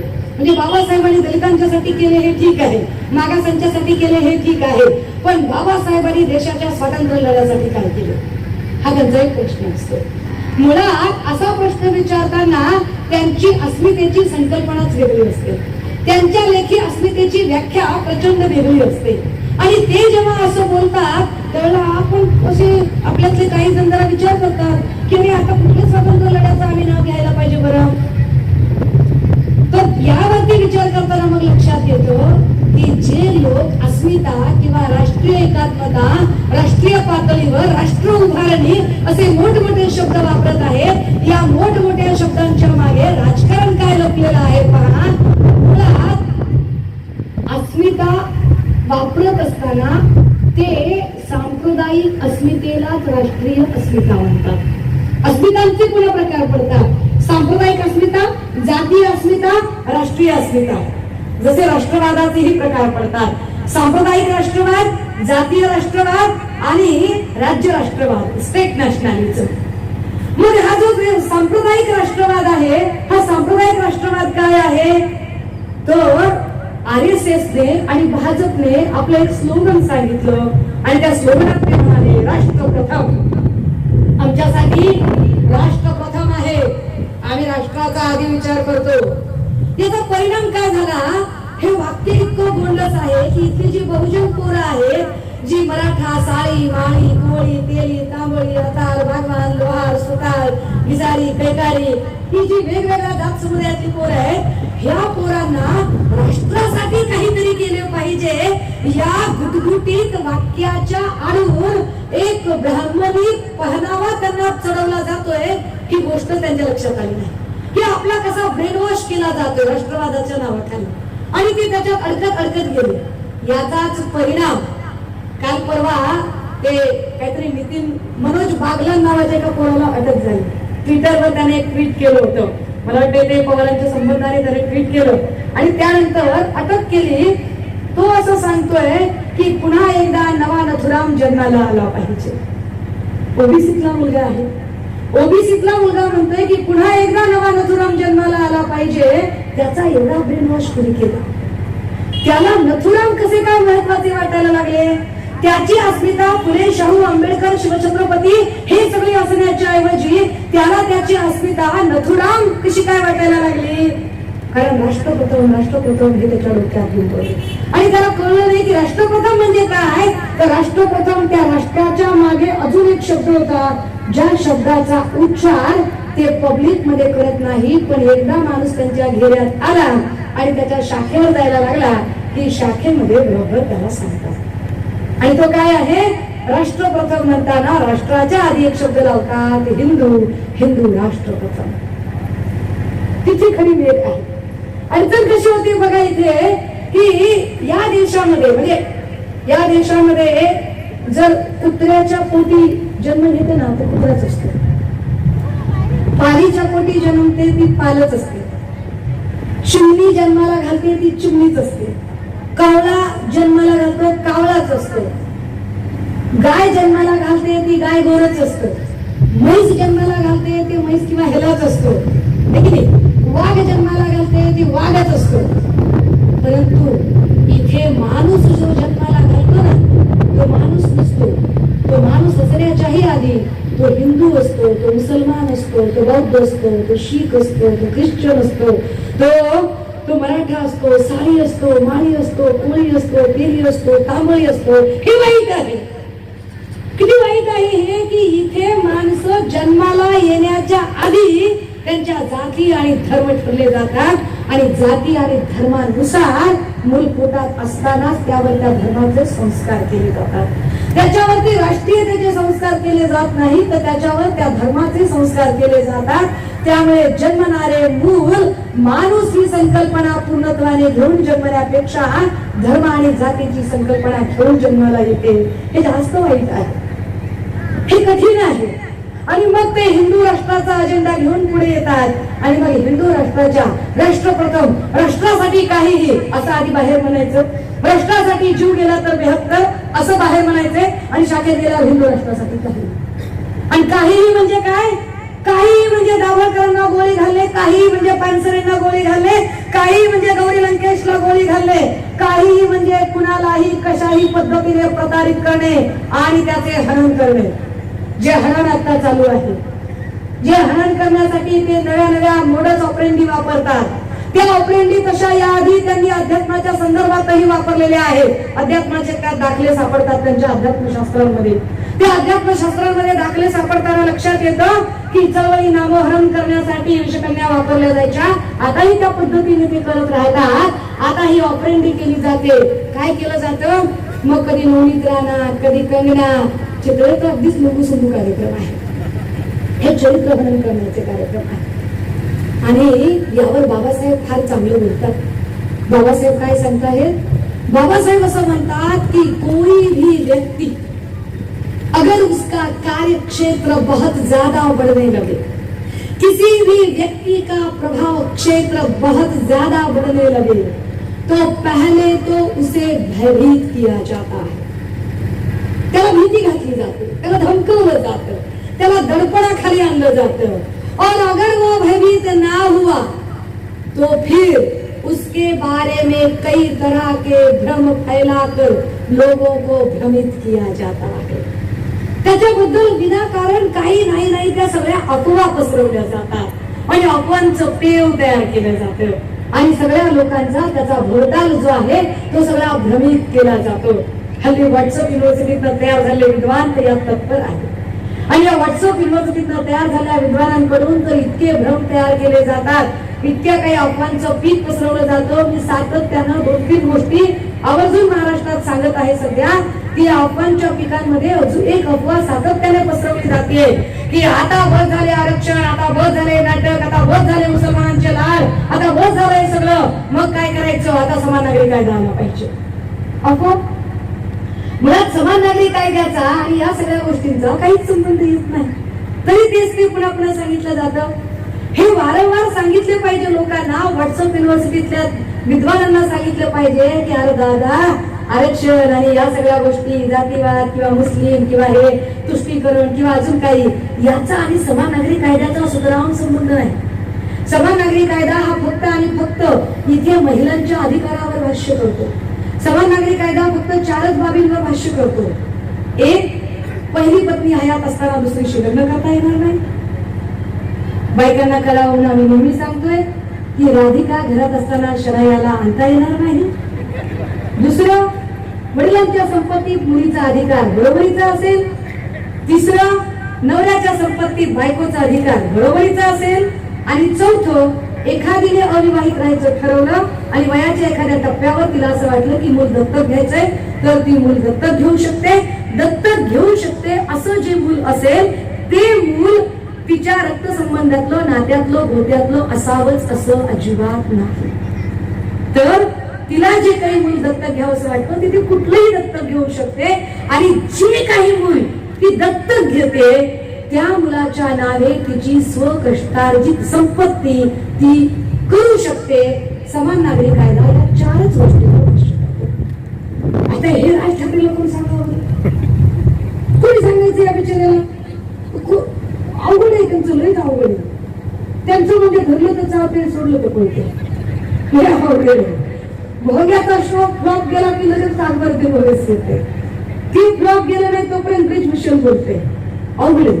आपल्याला बरोबर वाटतंय काहीतरी मस्त चाललं, पण असं काहीच नाहीये. हे सब एक ही थाली के चट्टे बट्टे है. गंगाधरी शक्तिमान है.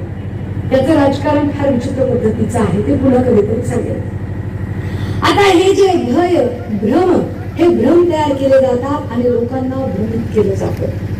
बाबासाहेबांच्या बद्दलही असे अनेक भ्रम तयार केले गेले. सांगितलं गेलं की यांनी अमुक एका जात समुदायासाठीच काम केले. बाबासाहेबांची इमेज एका कास्ट कम्युनिटीपुरती लिमिटेड करण्याचा प्रयत्न केला गेला. जाणीवपूर्वक केलं गेलं राजकारण. बाबा साहेब म्हणतात कि किसी भी व्यक्ति का प्रभाव क्षेत्र अगर बढ़ने लगे तो पहले तो उसे भयभीत किया जाता है, फिर बाद में उसके बारे में कई तरह के भ्रम फैलाकर उसका जो उसके आजू बाजू का जितने भी लोग हैं, जो माहौल है, उसे भ्रमित किया जाता है. अगर इससे भी बात ना बनी तो फिर उसके चरित्र पर लांछन लगाया जाता है.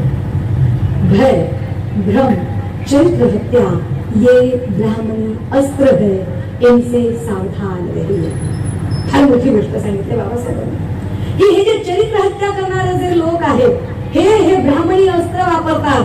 तेच ब्राह्मणी अस्त्र वापरण्यासाठी वारंवार इथे लोक पाठवले जातात. रुमर पॉलिटिक्स केलं जातं. आपल्याला असं वाटतंय की ठीक आहे ना, काहीतरी कुणीतरी बोलून जाऊ देत. पण काहीतरी कुणीतरी बोललंय, हे जे बोलणारे लोक आहेत ते तेच आहेत, प्रवृत्ती तीच आहे, फक्त माणसं बदलत जातात. प्रवृत्ती तीच आहे. जी प्रवृत्ती नथुराम गोडसेची होती, जी प्रवृत्ती त्या आधी शंभूकाला मारणाऱ्या लोकांची होती, जी प्रवृत्ती चारवाकाचा मॉब लिंचिंग करणाऱ्यांची होती, जी प्रवृत्ती इथे दाभोळकरांची हत्या करणाऱ्यांची होती, तीच प्रवृत्ती पुन्हा पुन्हा नवे नाव घेऊन, नवे देह धारण करून पुन्हा पुन्हा रुजवण्याचा प्रयत्न केला जातो. या भयभ्रम चरित्र हत्या यापासून लांब राहणे हे आमच्यासाठी जास्त गरजेचे आहे. कारण जो कोणी बोलतो, एखादा जर चळवळीत चांगला बोलायला लागला, एखादा जर चळवळीत चांगला उभा राहायला लागला, एखादा जर चळवळीतलं त्याचं जर प्रभाव क्षेत्र वाढायला लागलं, मग ते गावात असेल, तालुक्यात असेल, जिल्ह्यात असेल, राज्यात असेल, देशात असेल, तर त्याचं प्रभाव क्षेत्र क्षीण करण्यासाठी सगळ्यात आधी त्याच्या भोवतालच्याच माणसांना फोडण्याचा प्रयत्न केला जातो, त्याच्या भोवतालच्याच माणसांना भ्रमित करण्याचा प्रयत्न केला जातो आणि त्याच्या भोवतालच्या माणसांना सांगण्याचा प्रयत्न केला जातो की बघ कसं झालंय, बघ हे कसं चुकायला लागलेलं आहे, मग तुझा माणूस असं चुकतोय बघ. आणि मग आपण त्याच्यावरच विचार करत राहतो आणि आपल्या अस्मिता काय ते विसरून जातो. मग अस्मितांचं सिव्हिलायझेशन केलं जातं. सिव्हिलायझेशन काय आहे? प्रतीकीकरण. बाह्य प्रतीकांचं अवलंबन केलं जातं. प्रतीक नसावीत असं अजिबात नाही. प्रतीक असली पाहिजे. काही प्रमाणात प्रतीकांचं सुद्धा महत्व आहे. पण होतं काय, आपण प्रतीक खूप वापरतोय, पण प्रतीकांचे अर्थ आपल्याला कळतात का? जसं की पांढरी साडी, पांढरी माळ, आपण प्रतीक दाखवतो ना की आपला एक वेगळा पेहनावा असला पाहिजे. हा पेहनावा आपण फार प्रखरतेने घालतोय, पण मुळात त्याच्या पाठीमागची कारणमीमांसा माहिती असते का? ती कारणमीमांसा माहिती असेल तर उपयोग आहे ना, नाही तर सगळं मुसळ केरात गेलं. कारण कळली पाहिजे की आम्ही असं का करतोय. नाही तर माणूस मेला, जन्मला माणूस नमामि नमामि नमामि, वाढदिवस असला नमामि नमामि नमामि, लग्न जमलं नमामि नमामि नमामि, घर बांधलं नमामि नमामि नमामि, मेला उचलायचाय नमामि नमामि, पुन्हा एकदा जाळायचाय स्मशानभूमीत एकदा नमामि नमामि. अर्थ किती वेळा? मुळात त्याचा अर्थ कधी कळतो का? अर्थ कळणं जास्त गरजेचं आहे. जेव्हा आम्ही बुद्धं नमामि असं म्हणतो किंवा बुद्धं शरणं गच्छामि असं म्हणतो, तेव्हा त्याचा अर्थ कळला पाहिजे की सगळ्यात आधी कोणी म्हटलं असेल बुद्धं शरणं गच्छामि, तर बुद्धं शरणं गच्छामि हे बुद्धांनी म्हटलं असेल. जर बुद्धांनी बुद्धं शरणं गच्छामि म्हटलं असेल तर बुद्धच बुद्धाला शरण गेले असतील का? बुद्धच बुद्धाला शरण, स्वतःला शरण गेले असतील का? तर नाही. मग शरण म्हणजे काय? शरण म्हणजे अनुसरण. मी अनुसरतो, मी बुद्धाला अनुसरतो, मी लॉजिकला अनुसरतो, मी तर्काला अनुसरतो, मी विज्ञान निष्ठेला अनुसरतो, मी प्रतिवादाला अनुसरतो, मी कार्यकारण भावाला अनुसरतो. म्हणजे कसं? समजा ज्या आमच्या सगळ्या ज्या बाया येतात त्यांना असं वाटत राहतं लेकराचं नाव घेऊन ठेवताना, काय नाव ठेवलं? वैभव ठेवलं पाहिजे.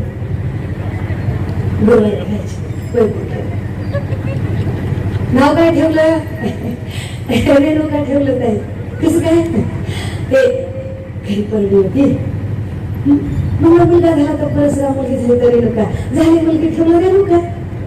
नाव काय ठेवलं? नरेंद्र ठेवलं. काय नानीला वाऱ्या करत होते, वाऱ्या करताच लॉजिक कुठे याच्यामध्ये? आता विचार करा, नानीच्या वाऱ्या केल्यावर नरेंद्र, वैभव लक्ष्मीचे उपास केल्यावर वैभव, घरात परडी होती म्हणून रेणुका. नवऱ्याच्या नवसाचं एखादा आहे का नाही? भारत इतका कसा अजब गजब लोकांचा देश असू शकतो? प्रोडक्शन एका कंपनीचं, लेवल दुसऱ्याच कंपनीचं, कुठे नाही केली सगळं सगळी लॉजिकची पाक सगळं. आता काय बोलायचं काय नाही. बुद्धं शरणं गच्छामि, मी बुद्धीला अनुसरतो, मी धम्माला अनुसरतो. धम्म मी नैतिकतेला, नीतिमत्तेला, योग्य अयोग्यता काय आहे, मी चिरनिरीक्षण आणि संघ मी एकोप्याला अनुसरतो. कारण काय होते, बहुजनांच्या अस्मिता आमच्या लक्षात राहत नाही, त्यामुळे घोळ निर्माण होतो. आणि मग बरेच लोक येतात, ताई नेत्यांना एकत्र करा ना, ताई तुमच्या म्हणण्याचा लोकांवर परिणाम होतो, ताई तुम्ही महाराष्ट्र पिंजून काढताय, भारत पिंजून काढताय, मग आपल्या नेत्यांना तुम्ही काही बोलत का नाही, तुम्ही त्यांना एकत्र करायला सांगत नाही. अजून कसं सांगायचं बाबा? मी तर एवढ्यापर्यंत म्हणलं की माझ्या पत्राने तुमचे बूट पुसते एकत्र या, अजून काय बोलायचं? बूट पुसते म्हणलं तरी एकत्र येत नाही, काय करायचं? पण त्याच्या पाठीमागे कारण आहे दादा. बघा, तुमच्या घरात एक टीव्ही आहे, टीव्हीला साधारणतः एक 5-25 चॅनल आहेत आणि रिमोट एक आहे. घरात वडिलांना बातम्या बघायच्या, पोराला क्रिकेटची मॅच बघायची, आईला मराठी मालिका बघायची, आजीला एखादा आस्था चॅनल बघायचे, आजोबाला अजून काहीतरी वेगळं बघायचे. एका टीव्हीचे चॅनल बघण्यावरून घरातल्या 5 लोकांची एकमत होत नसेल, एका कुटुंबाचे एकमत होत नसेल, तर राज्याच्या राजकारणामध्ये विविध प्रभाव क्षेत्रातून आलेल्या लोकांचे एकमत कसे होईल? ती एकमत होण्यासाठी संघं नमामि, संघाला शरण जा. म्हणजे काय? संघाला म्हणजे एकोप्याला शरण जा. वारंवार एकत्रित आले पाहिजे, एकत्रित येणे गरजेचे आहे. आणि ही गोष्ट, बुद्धांची गोष्ट, ही खरं तर आमची अस्मिता, बुद्ध ही आमची अस्मिता. पण त्या अस्मितेचं तत्वज्ञान सगळ्यात चांगलं जे उचललं ते RSSच्या लोकांनी उचललं. आणि Sunday is the mission day केला त्यांनी. आपला Sunday is the mission day झाला. त्यांनी Sunday is the mission day केला. ते संडेला बाहेर पडतात. बाहेर पडताना दोघे नवरा बायको लेकरं बाहेर पडतो. ते एकटा बाहेर पडत नाही. नवरा बायको लेकरू जर कोणाच्या घरी गेलं तर हा जो नवरा आहे तो त्या कुटुंबातल्या पुरुषाशी बोलत असतो, याची जी बायको आहे ती त्या घरातल्या स्त्रीशी बोलत असते, आणि याचं लेकरू त्या घरातल्या लेकराशी बोलत असतं. एकमेकांचं बॉन्डिंग ते तयार करतात. आणि आपण काय करतोय? आपलं वेगळंच चाललेलं असतं. आपलं मिशन, आपली अस्मिता, आपली क्रांती, आपलं परिवर्तन. 1200 रुपये किलोची आपली क्रांती, काळ्या कॅरी बॅग मध्ये क्रांती, सोबत अद्रक, लसूण, कोथिंबीर, 5 रुपयाची सुहाना पोळी, पुन्हा सावजी मसाला त्याला सोबत. हे अशी क्रांती अशी शिजत घालायची. जो क्रांती शिजेल तो परिवर्तनाच्या गप्पा. तो आमचा काळच वेगळा होता. अरे आम्ही काय केलं हे आमच्या जीवाला माहिती आहे. ही नवीन शेवटी पोरांना शिकवणार का? अरे आम्ही काय एक आम्ही चळवळ केली नाही. कुठपर्यंत? जोपर्यंत क्रांती शिजत नाही, रट क्रांती शिजते. जो क्रांतीचा घमघमाट, तो याच्या बोलण्याचा खेळाट. एकदा का क्रांती शिजली, क्रांती पोटात गेली, हा थंड, क्रांती थंड, सगळे बंद थंड. अशाने कशा बहुजन अस्मिता येतील? बहुजन अस्मितांची ओळख करून घेण्यासाठी आणि बहुजन अस्मिता जागवण्यासाठी गरजेचे आहे की आम्हाला मुळात हे राष्ट्रवाद म्हणजे काय सांगणे गरजेचे आहे. जी लोक म्हणतायत की आम्ही सांगतो तो राष्ट्रवाद, हिंदू राष्ट्रवाद हाच खरा या देशातला राष्ट्रवाद. मुळात त्या लोकांना युनिटी इन डायव्हर्सिटी हे घटनाकारांनी स्वीकारलेले तत्व माहित नाहीये आणि म्हणून हा सगळा घोळ होतोय. युनिटी अँड डायव्हर्सिटी मध्ये घटनाकारांनी हे मान्य केले की तिकडे जर बघितले आपण पाश्चात्य देशांमध्ये, अमेरिका किंवा रशियामध्ये गोरे तर गोरेच दिसतात, आफ्रिकेकडे गेलो तर काळेच लोक दिसतात. परंतु आमच्याकडे केरळात गेल्यावर काही लोक काळेही दिसतात, पंजाबात गेल्यावर काही लोक गोरेही दिसतात, आमच्याकडे इकडे महाराष्ट्रात आल्यावर काही लोक बहुवर्णीयही दिसतात. आमच्याकडे वेगवेगळ्या रंगाचे, ढंगाचे, स्वभावाचे, आचाराचे, धर्माचे, विचाराचे, तत्वाचे सगळ्या प्रकारचे लोक आहेत आणि सगळ्यांना सामावून घेणारी सर्वसमावेशक अशी म्हणून संहिता आणि ती म्हणून संविधान आम्ही तयार केलं होतं. ती सगळ्या बहुजन विचारांचा अर्थ, त्या जे चांगलं आहे, जे योग्य आहे, ती प्रत्येक गोष्ट या संविधानामध्ये उतरवली होती. तो राष्ट्रवाद जास्त महत्वाचा होता, कारण हा राष्ट्रवाद राज्य राष्ट्रवाद होता, हा स्टेट नॅशनलिझम होता. पण या स्टेट नॅशनलिझमला झाकण्यासाठी त्यांनी एक नवी अस्मिता आमच्या समोर आणली, ती हिंदू राष्ट्रवादाची अस्मिता आणली. आणि या हिंदू राष्ट्रवादाच्या अस्मितेमध्ये आमची पिढी सगळी गांडून गेली, आमची पिढी सगळी गोंधळून गेली. या इथल्या बहुजन पिढीच्या लक्षात येत नाहीये काय चूक काय बरोबर, प्रश्न विचारणं कळत नाहीये. ते काय सांगतात आम्हाला, ते सांगतात की अरे असं बोला, अरे तसं बोला. मग ते राष्ट्रवादाच्या नावाखाली, अस्मितेच्या नावाखाली कधी ते भोग्यांचं राजकारण करतात किंवा अजून काही करतात. आणि इथली बहुजन पोरं प्रश्न विचारत नाही. मुळात बहुजन पोरांनी त्यांच्या महत्वाच्या इश्यूजवर बोलूच नये यासाठी त्यांच्या कपोल कल्पित अस्मितांचं राजकारण इथल्या बहुजन पोरांच्या माथी मारलं जातं. कारण या पोरांनी महत्वाच्या विषयांवर बोललंच नाही पाहिजे. आरोग्य, शिक्षण, रोजगार हे आमचे महत्वाचे विषय आहेत. या महत्वाच्या विषयांवर बोलण्यासाठी म्हणूनच बाबासाहेबांनी आमच्यामध्ये, मी जे राज्य राष्ट्रवाद हा शब्द वापरते, जी आमची अस्मिता आहे राज्य राष्ट्रवाद, या राज्य राष्ट्रवादामध्ये फार महत्वाची गोष्ट अशी आहे की संविधानात सांगितले होते state should be take care of each and every's bread and butter. राज्याने प्रत्येकाच्या रोजीरोटीची काळजी घेतली पाहिजे. ही रोजीरोटीची काळजी घेताना सम्यक आजीविकेचा विचार केला गेला. हा सम्यक आजीविकेचा विचार बुद्धांनी सांगितला होता. ही सम्यक आजीविका आम्हाला मिळावी म्हणून घटनेच्या 4थ्या प्रकरणात मार्गदर्शक तत्वामध्ये सांगितले गेले की सरकारने ही सगळी जबाबदारी घेतली पाहिजे आणि सांगितले पाहिजे की शिकलेला असेल त्याला नोकरी द्या, ज्याला नोकरी मिळत नाही त्याला उद्योगधंद्यासाठी भांडवलासाठी बँकांनी कर्ज द्या, ज्याला ते मिळत नाही त्याला रोजगार हमी योजनेचं काम द्या, ज्याला तेही मिळत नाही त्याला बेरोजगारीचा भत्ता द्या, पण राज्यात कोणी उपाशी भरणार नाही याची काळजी घ्या. पण एवढा अभ्यास केला कोणी? अभ्यास करायला वेळच नाही आम्हाला. आम्ही कुठे बघतोय त्याच्याकडे? आपलं वेगळंच काहीतरी चाललंय. काय चाललंय? ताई साहेब आपण परवा काय पण घेतलं ताई साहेब? 500 घटनाच्या प्रती वाटल्या ताई साहेब, 500 घटनेच्या प्रती. आणि उपयोग काय झाला दादा? घटनेच्या प्रती वाटल्या, घटने अशी घरातल्या कपाटमध्ये लावून ठेवली म्हणून काय झालं? घटनेत काय लिहिलेले आहे हे जोपर्यंत कळत नाही, अभ्यासले जात नाही, तोपर्यंत बहुजन अस्मितांचा जाज्वल्य इतिहास कसा कलमांच्या रूपात त्याच्यात घालून ठेवलेला आहे हे कळत नाही. हे संविधान जपणे म्हणजे बहुजन अस्मिता जपणे आहे हेही आमच्या लक्षात येत नाही. ते लक्षात येणे गरजेचे आहे, ते कळणे जास्त गरजेचे आहे. कारण मी जेव्हा राज्य राष्ट्रवाद असं म्हणते त्यावेळेला हे समजून घेतले पाहिजे की इथलं दलित साहित्य असो किंवा इथल्या दलित चळवळी असो किंवा इथलं दलित राजकारण असो, या सगळ्या गोष्टींमध्ये स्टेट नॅशनलिझम खूप भरलाय. जे लोक आम्हाला असं सांगतात की तुम्ही कधी याच्यावरती मांडलंय, तुम्ही कधी बोलताय, तुम्ही फक्त जात संवाद बद्दलचं बोलताय. आम्ही जात संवाद बद्दलचं बोलत नाही. कारण होतंय काय, इथलं साहित्य असेल, इथले चित्रपट असतील, इथलं राजकारण असेल, या सगळ्यांनी गावांचं वर्णन फार केलं. गांधींनी गावाचं वर्णन केलं, गावाच्या समृद्धीचं वर्णन केलं आणि सांगितलं आधुनिकता नकोय आम्हाला, गावाकडे चला, आपण गावांकडे गेलो पाहिजे. मग साहित्याने सुद्धा गाव सांगितले.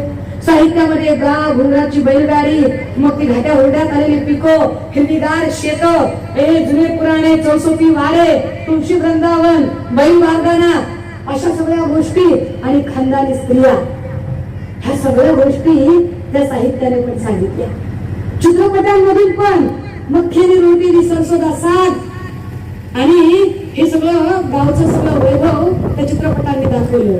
पण हे चित्रपट, हे साहित्य, या सगळ्या लोकांनी एक गोष्ट मात्र हे विसरून गेले की ज्या गावाचं वर्णन करताना त्यांनी घाट्या हुंड्यात आलेली पिकं, हिरवीगार शेत आणि खानदानी स्त्रिया आणि चौसोपी वाडे आणि वैभव आणि ऐश्वर्य आणि गावची संपन्नता दाखवली, त्यांनी गावातली वेशीच्या डायरेक्ट आतली गोष्ट सांगितली. वेशीच्या बाहेर असणारं उपेक्षितांचं चिन्ह आणि वेशीच्या बाहेर असणारे अस्पृश्य आणि अस्पृश्यांच्या वेदनांचे अंतरंग ते मांडले. ते दलित चळवळीने, दलित साहित्याने आणि दलित राजकारणाने, आणि दलित राजकारण त्यावरच उभं राहिले. म्हणजे काय झालं की समजा इथलं साहित्य लिहिणारा, इथला कविता लिहिणारा, गाणं लिहिणारा झुपडी माणूस होता, त्याने चंद्रावर लिहिलं, सूर्यावर लिहिलं, नदीवर लिहिलं, नाल्यावर लिहिलं, झऱ्यावर लिहिलं, समुद्रावर लिहिलं, ताऱ्यांवर लिहिलं, आकाशावर लिहिलं, धरतीवर लिहिलं, प्रत्येक निसर्गातल्या प्रत्येक गोष्टीवर लिहिलं.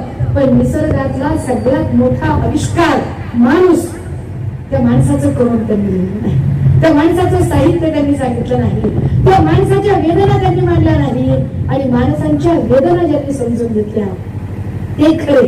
कारण माणूस राष्ट्र माणसांशिवाय असू शकत नाही.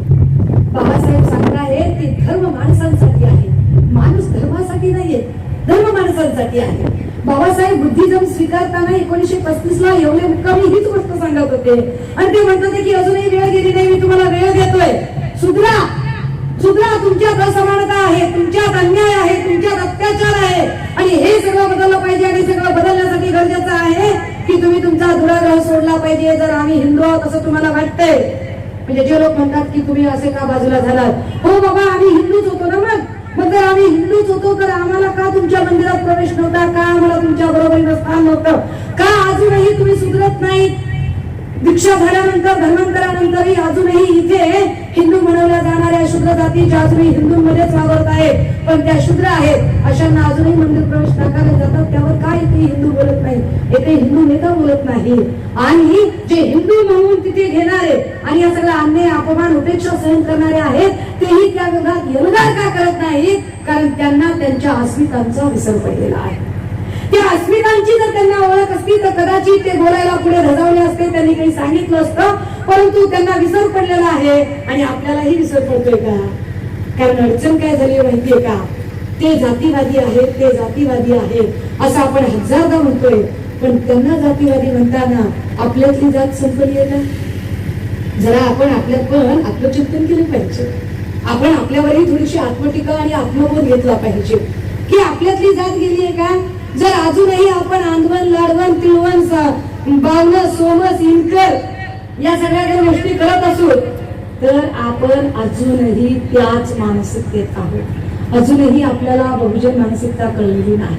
अजूनही जर आपण अंगारे, दुपारे, चमत्कार या सगळ्या गोष्टी करत असू तर अजूनही आपण बहुजन अस्मितांची ओळख आपल्याला झालेली नाहीये.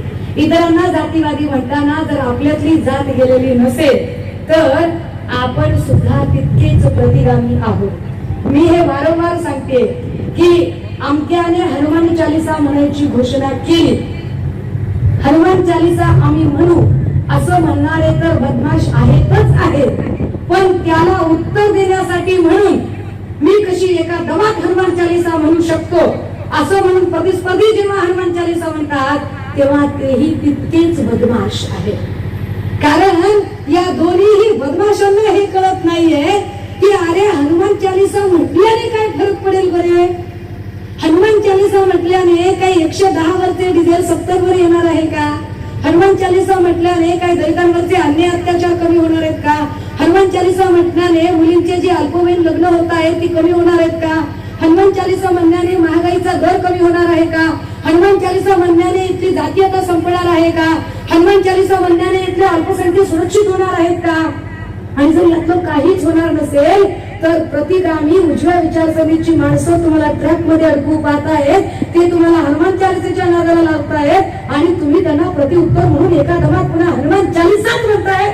म्हणजे ते त्यांच्या मनसुद्यात कामयाब होत आहे आणि उलट तुम्ही त्यांच्या ट्रॅकवर जाताय. ते तुमच्या ट्रॅकवर येत नाहीयेत, ते तुम्हाला त्यांच्या ट्रॅकवर ओढून देत आहेत आणि तुम्ही त्यांच्या ट्रॅकवर जाऊन बोलतायत. हे चूक आहे.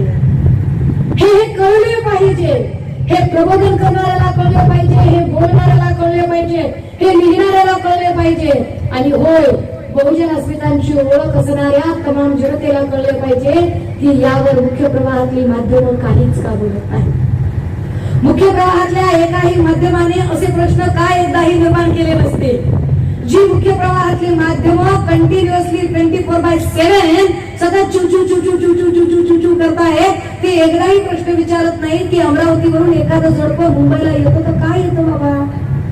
त्याच्या येण्याने असं काय फरक पडणार आहे का? त्यांचा राजकारणाचा धंदा बंद पडला आणि इकडे कोचिंग क्लासेस सुरू केलेत का त्यांनी?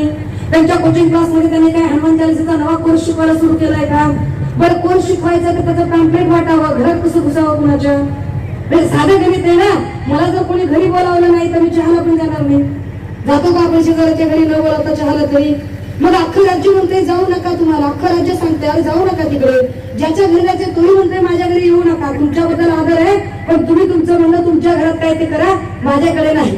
धर्म नावाची गोष्ट, धर्मनिरपेक्षता नावाची गोष्ट काय आहे तर धर्म चौकटीत असला पाहिजे.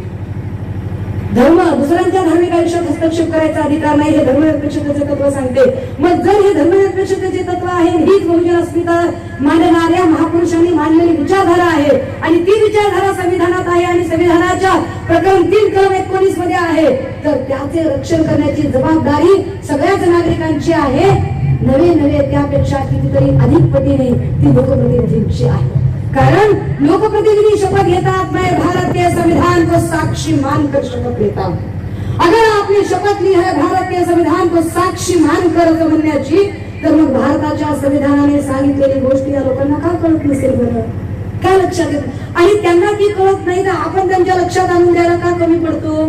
आणि जे लक्षात आणून देत नाही, लोकशाहीचा चौथा खांब असणारे लोक, अशा लोकांना आपण का वाईट टाकत नाही? बहिष्कृतता जी म्हटली जाते ना, तर मग एकदा ही मुख्य प्रवाहातली माध्यमच बहिष्कृत ठरवावी लागते. ही मुख्य प्रवाहातली माध्यम जोपर्यंत आम्ही बहिष्कृत ठरवत नाही ना, तोपर्यंत कदाचित यांनाही कळणार नाही की आपण काहीतरी चुकीचं करतोय. कारण जितकी आतंकवाद्यांची आणि दहशतवाद्यांची या देशाला भीती आहे, घातक आहेत ते दहशतवादी आणि आतंकवादी, तितकीच घातक आज घडीला मुख्य प्रवाहातली माध्यमं आहे. कारण या मुख्य प्रवाहातल्या माध्यमांनी सगळीच लोकशाहीची मूल्य पायदळी तुडवली, संविधानाची मूल्य पायदळी तुडवली, अभिव्यक्ती स्वातंत्र्याची ऐशी की तैशी करून टाकली आणि महापुरुषांच्या विचारधारांचा तर रोजच खेळ मांडला जातो. रोजच संत साहित्याचा अभ्यासक असणाऱ्या सदानंद मोरेंचं मी जस्ट सकाळी एक व्हिडिओ बघितला. इतकं अफलातून खोटं बोलत होते मोरे धडधडीत खोटं बोलताना सांगतायत की ब्राह्मण तसे पारंपरिक सुपिरियरच होते. ह्याला डीएनए तपासायला गेला होता. पुन्हा आम्ही बोललो की लय बोलते म्हणतात. म्हणजे स्वतःला संत साहित्याचा अभ्यासक म्हणणारा माणूस इतकं धडधडीत असत्य बोलतो आणि त्यावरती कुणीही आक्षेप घेत नाही. ही खरी अडचण आहे. दादा हो, उठा, जागे व्हा. तुमच्या बहुजन अस्मिता या विज्ञाननिष्ठ आहे, तर्काला धरून आहेत, सत्यनिष्ठ आहे आणि होय त्या अत्यंत निर्भीड आहे. त्यामुळे जर बहुजन अस्मिता माझ्यामध्ये आहे आणि ती मला जागवायची असं जर एखाद्याला वाटत असेल तर त्याची पहिली पूर्व अट ही असली पाहिजे की मी सत्य बोलणार आहे, मी सत्य वागणार आहे, मी विज्ञाननिष्ठ राहणार आहे आणि हो मी अत्यंत निर्भीडपणे माझं म्हणणं मांडणार आहे. निर्भीडता असणं, मला अमुक एका गोष्टीची भीती वाटणार नाही, भले त्यासाठी काय वाटेल ते मला करावं लागलं तरी चालेल, पण मी अत्यंत निर्भीडपणे माझं म्हणणं मांडेल. हे ज्याला कळतं त्याला कळत की नाही मी अजून जिवंत आहे. अदरवाईज काय म्हणतात ते की जिंदा दिली जिंदो का काम है, वरना मुर्दे भी क्या खाक जीते हैं. म्हणजे आपण मुर्दे नाही आहोत, आपण जिंदा दिल लोक आहोत. हे जिंदा दिल लोक असं सांगावं लागेल आणि कुणी काहीही सांगितलं तरी इमोशनल होणं थांबवावं लागेल. मला त्याच्यावरती फार भर आहे की इमोशनल होणं थांबवावं लागेल. आणि बहुजनांची विचारधारा जी राष्ट्रीय राष्ट्रवाद आहे, हा राष्ट्रीय राष्ट्रवाद समजून घेण्यासाठी आणि तो रुजण्यासाठी जर या देशामध्ये वन नेशन वन टॅक्स असं आमचे माननीय मोदीजी म्हणतात, तर one nation one tax, one nation one election, one man one vote असं आपल्याकडे आहे. तर जर one man one vote, one nation one election, one man one tax असं जर सगळं असेल तर वन नेशन वन एज्युकेशन ही प्रणाली सुद्धा रुजली पाहिजे. ही बहुजनांची प्रणाली आहे. आमची पोरं शिकतील कुठेतरी आणि तुमची पोरं एसी मध्ये बसून शिकतील तर ये बात नाही जमली. आम्ही खिचडी आणि सुगडी आणि त्याच्यावरती भागवायचे आणि तुमची पोरं IIT इंजिनियर होतील तर नाही चालणार. कारण बहुजनांच्या अस्मितांनी या बहुजन पोरांना शिक्षित करण्यासाठी जीवाचं रान केलेलं आहे आणि म्हणून ते जीवाचं रान करणाऱ्या त्या बहुजन अस्मिता जागवण्यासाठी आमची बहुजन पोरं शिकली पाहिजे, त्यांचा शैक्षणिक दर्जा सुधारला पाहिजे. यासाठी प्रत्येकाने प्रयत्नशील राहिले पाहिजे. मी म्हटलं की महाराष्ट्रभरामध्ये मी प्रत्येक ठिकाणी जेव्हा जाते त्यावेळेला मी असं ठरवून घेतलं की या वर्षी 2 गोष्टी ठरवून प्रत्येक ठिकाणी गेल्यावर मांडायच्या. त्यात एक इमोशनल टूल नाही, एक्सपेरिमेंटल टूल वर काम झालं पाहिजे आणि दुसरं ते म्हणजे वन नेशन वन एज्युकेशन यावरती अत्यंत गांभीर्याने विचार केला गेला पाहिजे. कारण अडचण काय आहे की या देशातला एकही आमदार, एकही खासदार, एकही मंत्री, एकही नगराध्यक्ष, एकही महापौर, एकही जिल्हा परिषद अध्यक्ष, एकाचही लेकरू झेडपीच्या शाळेत सध्या शिकत नाही. एकाही नेत्याचं लेकरू महापालिकेच्या शाळेत शिकत नाही. एवढंच काय, जिल्हा परिषदेत शिकवणारा जो झेडपीचा शिक्षक आहे त्याचं स्वतःचं लेकरू सुद्धा झेडपीच्या शाळेत शिकत नाही. याचा अर्थ असा आहे की झेडपीच्या शाळांचा शैक्षणिक दर्जा अत्यंत खालावलेला आहे. आणि मग हे जे सगळे पेइंग कपॅसिटी असणारे लोक आहेत, हे लोक आपली लेकरं इंटरनॅशनल स्कूल, पोद्दार स्कूल, अंका स्कूल, डॉन बस्को स्कूल अशा मोठ्या मोठ्या स्कूल मध्ये ते टाकतात आणि गोरगरिबांच्या लेकरांनी काय करायचं? मग यांची लेकरं मोठ्या शाळांमधून जातील, ते क्वालिटी एज्युकेशन घेतील, श्रीमंत होत जाईल, तो मोक्याच्या जागा घेत राहील आणि जे गरीब आहे, ज्याला क्वालिटी एज्युकेशन मिळत नाहीये, तो बेरोजगार होणार आणि बेरोजगार झालेली पोरं पुन्हा राजकारण्यांचं रॉ मटेरियल होणार आणि राजकारण्यांचं रॉ मटेरियल होऊन आपल्याच बहुजन अस्मिता मातीत घालण्यासाठी ते आपल्याच पोरांचा वापर करणार. हे दुष्टचक्र थांबले पाहिजे.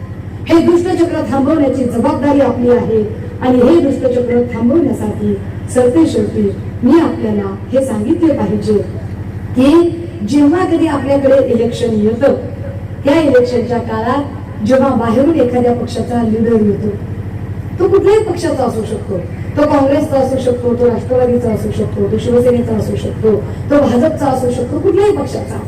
जेव्हा कुठल्याही पक्षाचा लीडर येतो आणि आपल्यातला एखादा लीडर त्याच्यासोबत बसतो, खरं तर त्याला लीड करण्याची जबाबदारी दिली असते, पण तो डील करतो. तर आपल्यातला डीलर आणि त्यांच्यातला लीडर असे दोघं मिळून जेव्हा एकत्र बसतात आणि ते सांगत असतात इलेक्शन काळामध्ये एखाद्या हॉलमध्ये बसून, अरे बघा हा साहेब आले, साहेबांना बोलून घ्या, काय म्हणणार तुमच्या साहेबांशी एकदा बोलून घ्या. साहेब म्हणतील ते बघा, ऐका काय तुमच्या समस्या असतील त्या साहेबांना सांगा. आणि मग हा पठ्ठा सांगत असतो.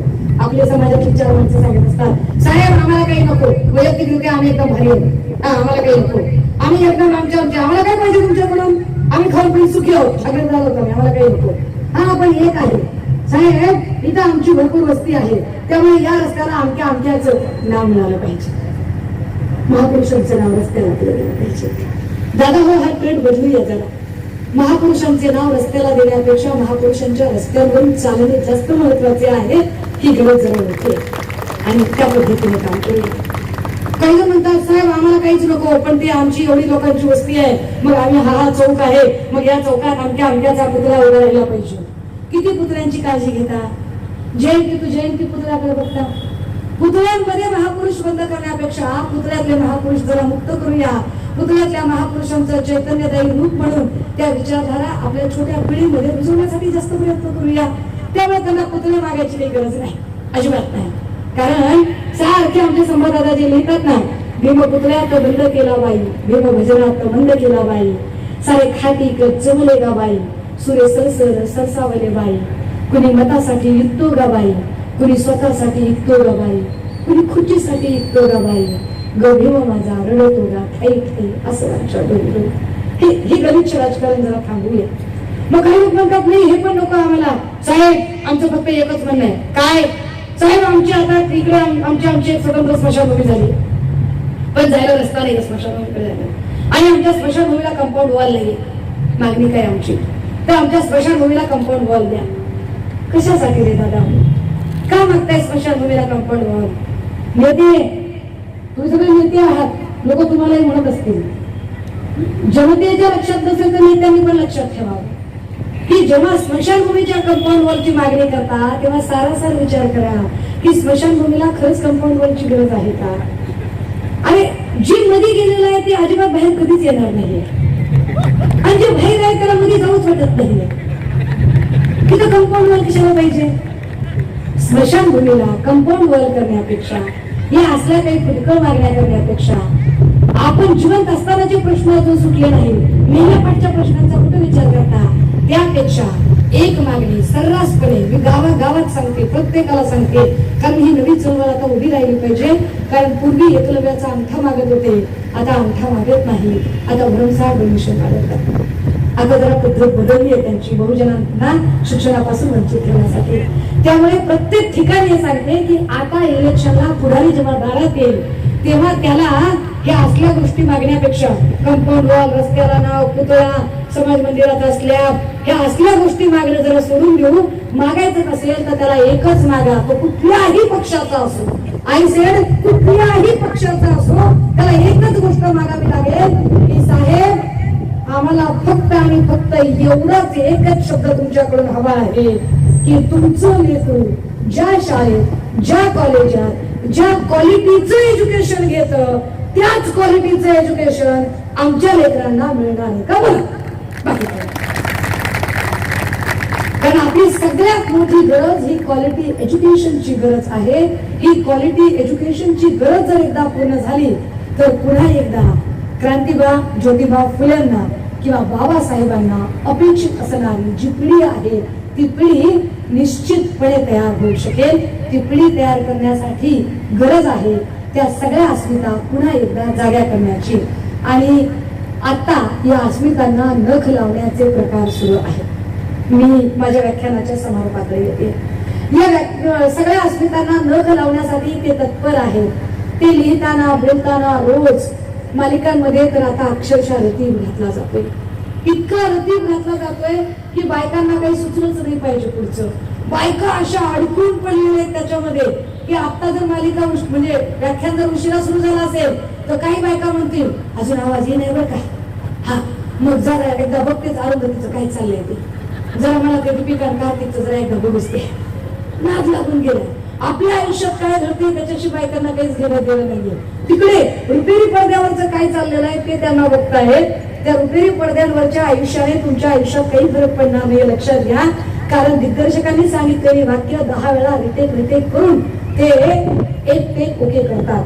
त्यांना एक शॉट रिटेक करण्याची त्यांच्याकडे मुभा आहे.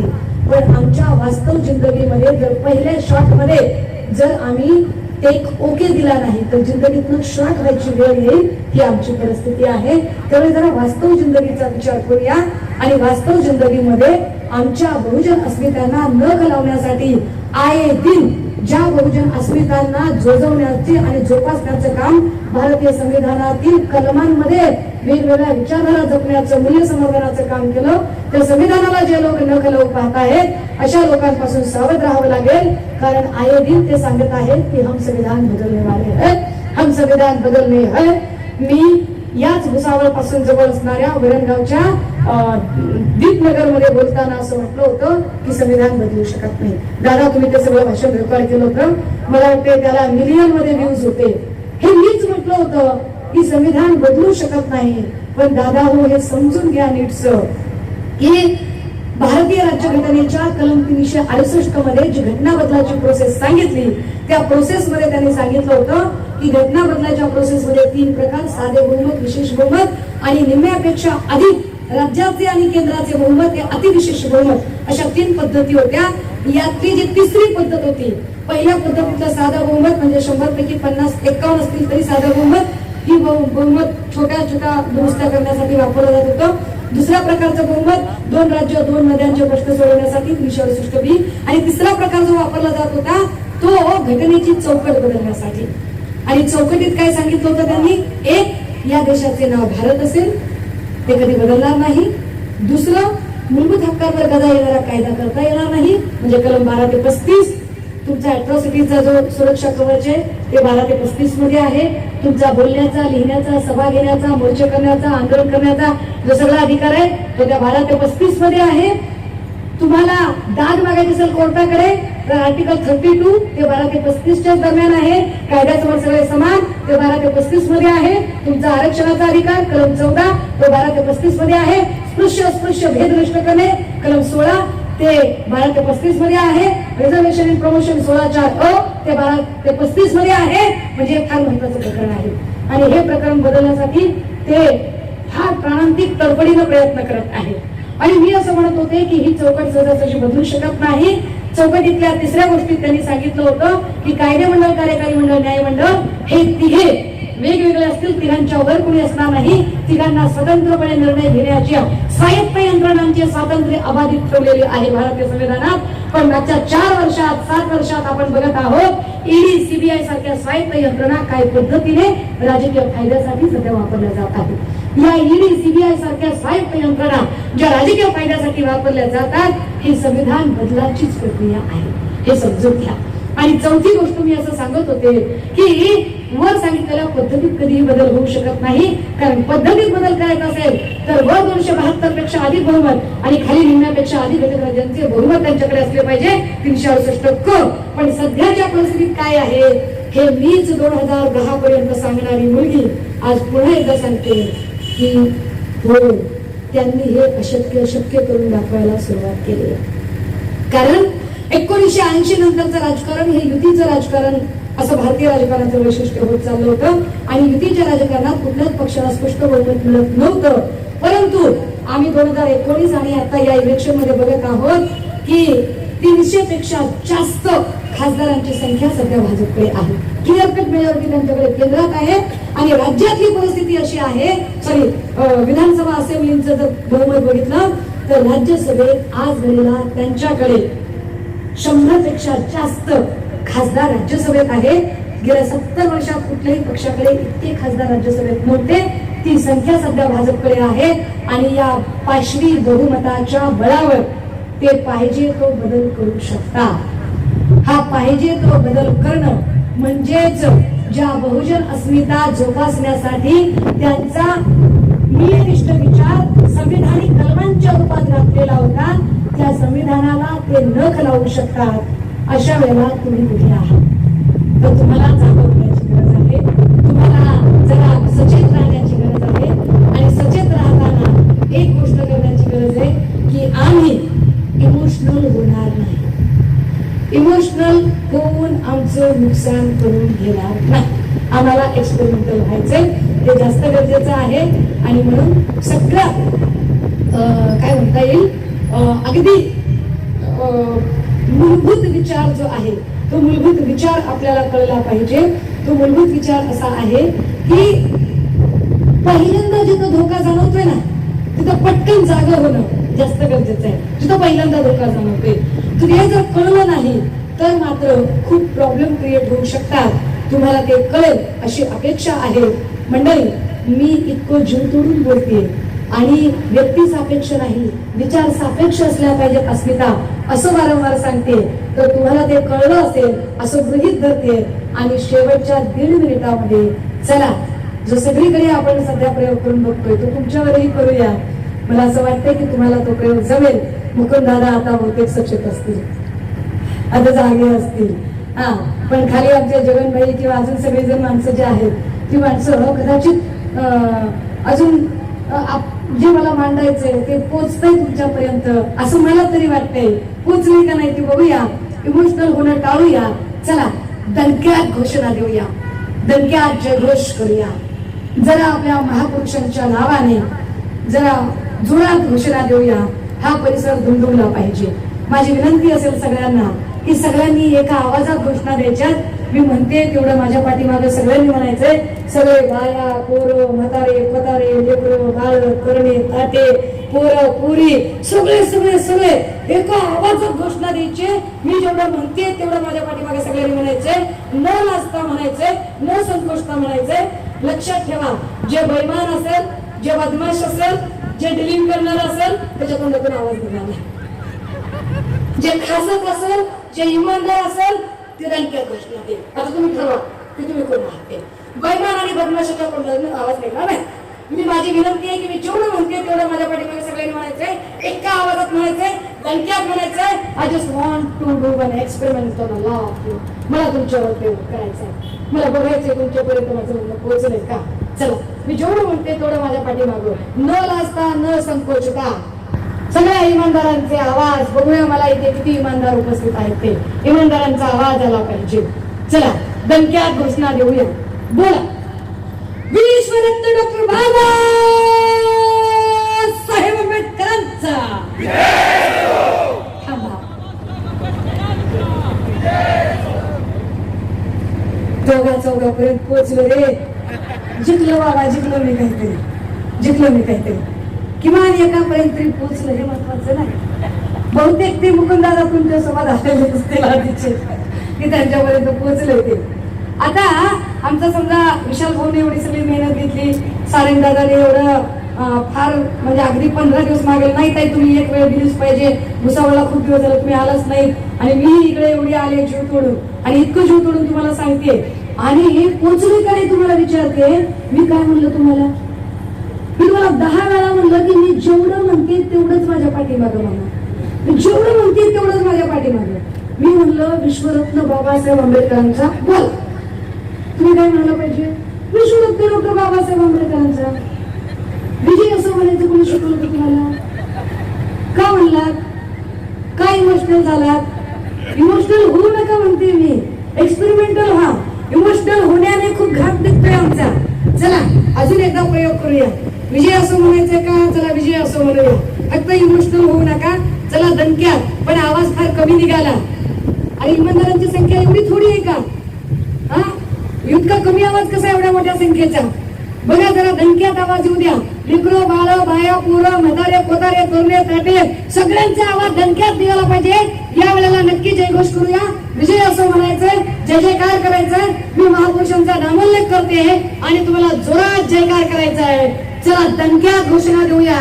एकाचा पण आवाज कमी नसला पाहिजे, आवाज मोठा निघाला पाहिजे. बोला विश्वरत्न डॉक्टर बाबासाहेब आंबेडकरांचा, क्रांतिमान ज्योतिबा फुलेंचा, छत्रपती राजर्षी शाहू महाराजांचा, राष्ट्रसंत गाडगे बाबांचा, राष्ट्रसंत तुकोबा महाराजांचा, रामदेव बाबांचा. एकच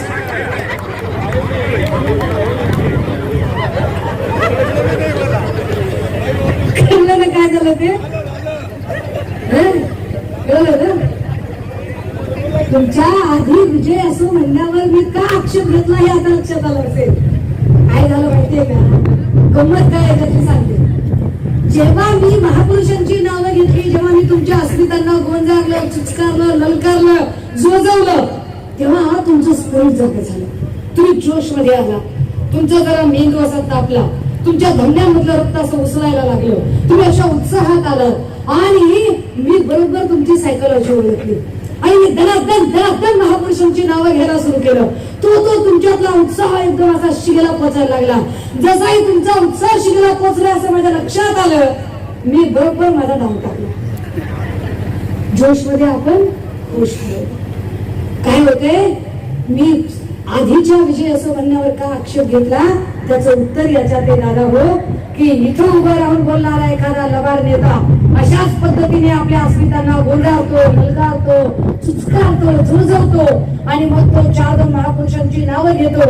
आपण जोश मध्ये येतो, आपल्याला तो उसरायला लागतं, आपला मेंदू तापायला लागतो, आपण विजय असो विजय असो विजय असो करतो. आणि जसंही तो त्याच्या लक्षात येत की तुम्ही सगळे हिटवाईट झाले आहात, तुम्ही कह्यात आलेले आहात, तो बरोबर त्याचा डाव टाकतो आणि कुठल्या तरी एखाद्या लल्लू पंजू आयऱ्या गैऱ्या नंतू खैऱ्या देशमुखल्या नेत्याचं नाव घेतो आणि तुम्ही लगेच विजय असो म्हणता, घात तिथं निघतो. त्यामुळे इमोशनल व्हायचं नाही. या चळवळीत इमोशनल होऊनच नुकसान झाले. अमुक कसे बाबासाहेबांसारखे दिसतात, अमुक कसे बाबासाहेबांसारखे बोलतात, अमक्याला बघितल्यावर बाबासाहेब फक्त हे चूक आहे. बाबासाहेब बाबासाहेब होते, बाबासाहेबांनंतर कोणी नाही, बाबासाहेब कुठे. आणि मी बोलताना बरेच जण माझ्याबद्दलही काही भ्रम तयार करतात. ते भ्रम तयार करताना म्हणतात सुषमा अंधारे आता राष्ट्रवादीत गेला बरं का. नाद बारीक नाद आहे त्यांना, त्याचा भ्रम तयार केल्याशिवाय त्यांचं भागत नाही. तर हे सांगितलं पाहिजे. खरं तर मी कुठल्या पक्षात जावे किंवा न जावे हा माझ्या व्यक्तिगत स्वातंत्र्याचा प्रश्न आहे. मला कधी असं वाटलं तर मी नक्की ठामपणे आणि सगळ्यांना सांगून तो निर्णय घेईल.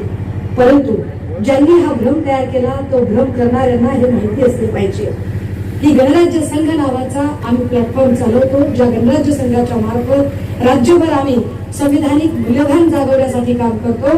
संविधानातलं एक एक कलम लोकांना समजलं पाहिजे यासाठी आमची माणसं काम करतात आणि ही चळवळ गाव शहरांमध्ये इतकी रुजवण्याचा प्रयत्न केला ज्याचा परिणाम अनेक लोकांपर्यंत तो विचार पोहोचला आणि त्यांना असं वाटलं की यांना जोडून घेतलं पाहिजे. आणि आम्हालाही असं वाटलं की मतांचं विभाजन करायचं असेल आणि भाजपला नामोहरम करायचं असेल तर आपण एकत्र येणं गरजेचं आहे. आणि म्हणून गणराज्य संघाने या काळात म्हणजे मागच्या इलेक्शनला एक पाठिंबा द्यायचं ठरवलं आणि तो ठामपणे दिला, अगदी डंकेची चोटपण दिला. त्याच्याबद्दल अजिबात रिग्रेट नाही. इव्हन दो भविष्यात जर अशी काही परिस्थिती उद्भवली तर भविष्यात सुद्धा पुन्हा तसाच निर्णय घेण्यासाठी आम्ही अजून तत्पर असू. कारण आम्हाला बाय हुक और बाय क्रुक आम्हाला आमचं संविधान वाचवणं हे जास्त गरजेचं वाटतं. कारण आम्ही त्याच्यात असा विचार करतो की जाणकार युद्धाला पळले पाहिजे, एकाच वेळेला किती शत्रू अंगावर घ्यायचे. त्यामुळे आम्ही आमच्या परीने जमेल तशी ही युद्धनीती आखण्याचा प्रयत्न करतोय. त्यामुळे ज्यांनी भ्रम तयार केले असतील त्यांच्यापर्यंतही गेलं पाहिजे की नेमकं सत्य काय आहे आणि काय नाही. तर गणराज्य संघ ही एक वेगळी चळवळ आहे आणि ही चळवळ सध्या म्हणजे मागच्या इलेक्शन मध्ये अलायन्स मध्ये काम करत होती. पुढे भविष्यात ठरवतील ते काय करायचं आणि काय नाही. It is not that platform. पण फक्त काही निरोप आले मगाशी तर त्यामुळे तो भ्रम दूर करणं गरजेचं होतं म्हणून सांगितलं. असो मंडळी, मी माझ्या परीने माझी भूमिका मांडण्याचा प्रयत्न केला. ही सगळी भूमिका मांडताना कुणाच्याही भावना दुखावण्याचा, कुणालाही वाईट बोलण्याचा, कुणालाही उपमर्द करण्याचा, कुणाचाही अवमान करण्याचा, कुणालाही अपमान करण्याचा माझा अजिबात हेतू नव्हता. पण तरी सुद्धा माझ्या बोलण्यामुळे कुणालाही वाईट वाटलं असेल, कुणाचे उपमर्द झालं असेल, चुकून वाकून कुणाच्या भावना दुखावल्या गेल्या असतील, चुकून कुणाचे उपमर्द झाला असेल, चुकून कारण हल्ली भावना फारच नाजूक कोवळ्या मुलांना लुसलुशीत झालेले. जरा काही झालं की लगेच दुखावतात, पिचकतात, लचकतात, मुरडतात. तर त्यामुळे हे सांगितलं गेलं पाहिजे की माझा असा अजिबात हेतू नव्हता. तरी सुद्धा जर कुणाला वाईट वाटलं असेल, कुणाला राग आला असेल, कुणाचा उपमर्द झाला असेल, कुणी दुखावलं गेलं असेल तर अशा सगळ्या आयोजकांची, संयोजकांची, वक्त्यांची, श्रोत्यांची, नेत्यांची, कार्यकर्त्यांची, खबऱ्यांची, इथं सुद्धा खबरे असणार गॅरंटीनं सांगते, गॅरंटीनं. हा, खबऱ्यांची यापैकी मी एकाचीही माफी मागणार नाही. कारण आपलं नेहमीच म्हणणं आहे की बोलून शब्द बदलायला मी काही राज ठाकरे किंवा अण्णा हजारे नाही की आधी आयोगाला जाईल म्हणाल पुढे जाऊ कॅन्सल करत जाणार तर जाणार, नाही तर नाही. उगीच काय, मी माझ्या शब्दावर ठाम आहे, थांबते, रजा घेते. जय ज्योती, जय भीम, जय शाहू, जय जिजाऊ. थँक्यू. लेक भीमाची नव्या दमाची वैऱ्याला टांगीन, लेक भीमाची नव्या दमाची वैऱ्याला टांगीन. भीमाची वाघीन मी आहे, भीमाची वाघीन, भीमाची वाघीन मी आहे, भीमाची वाघीन.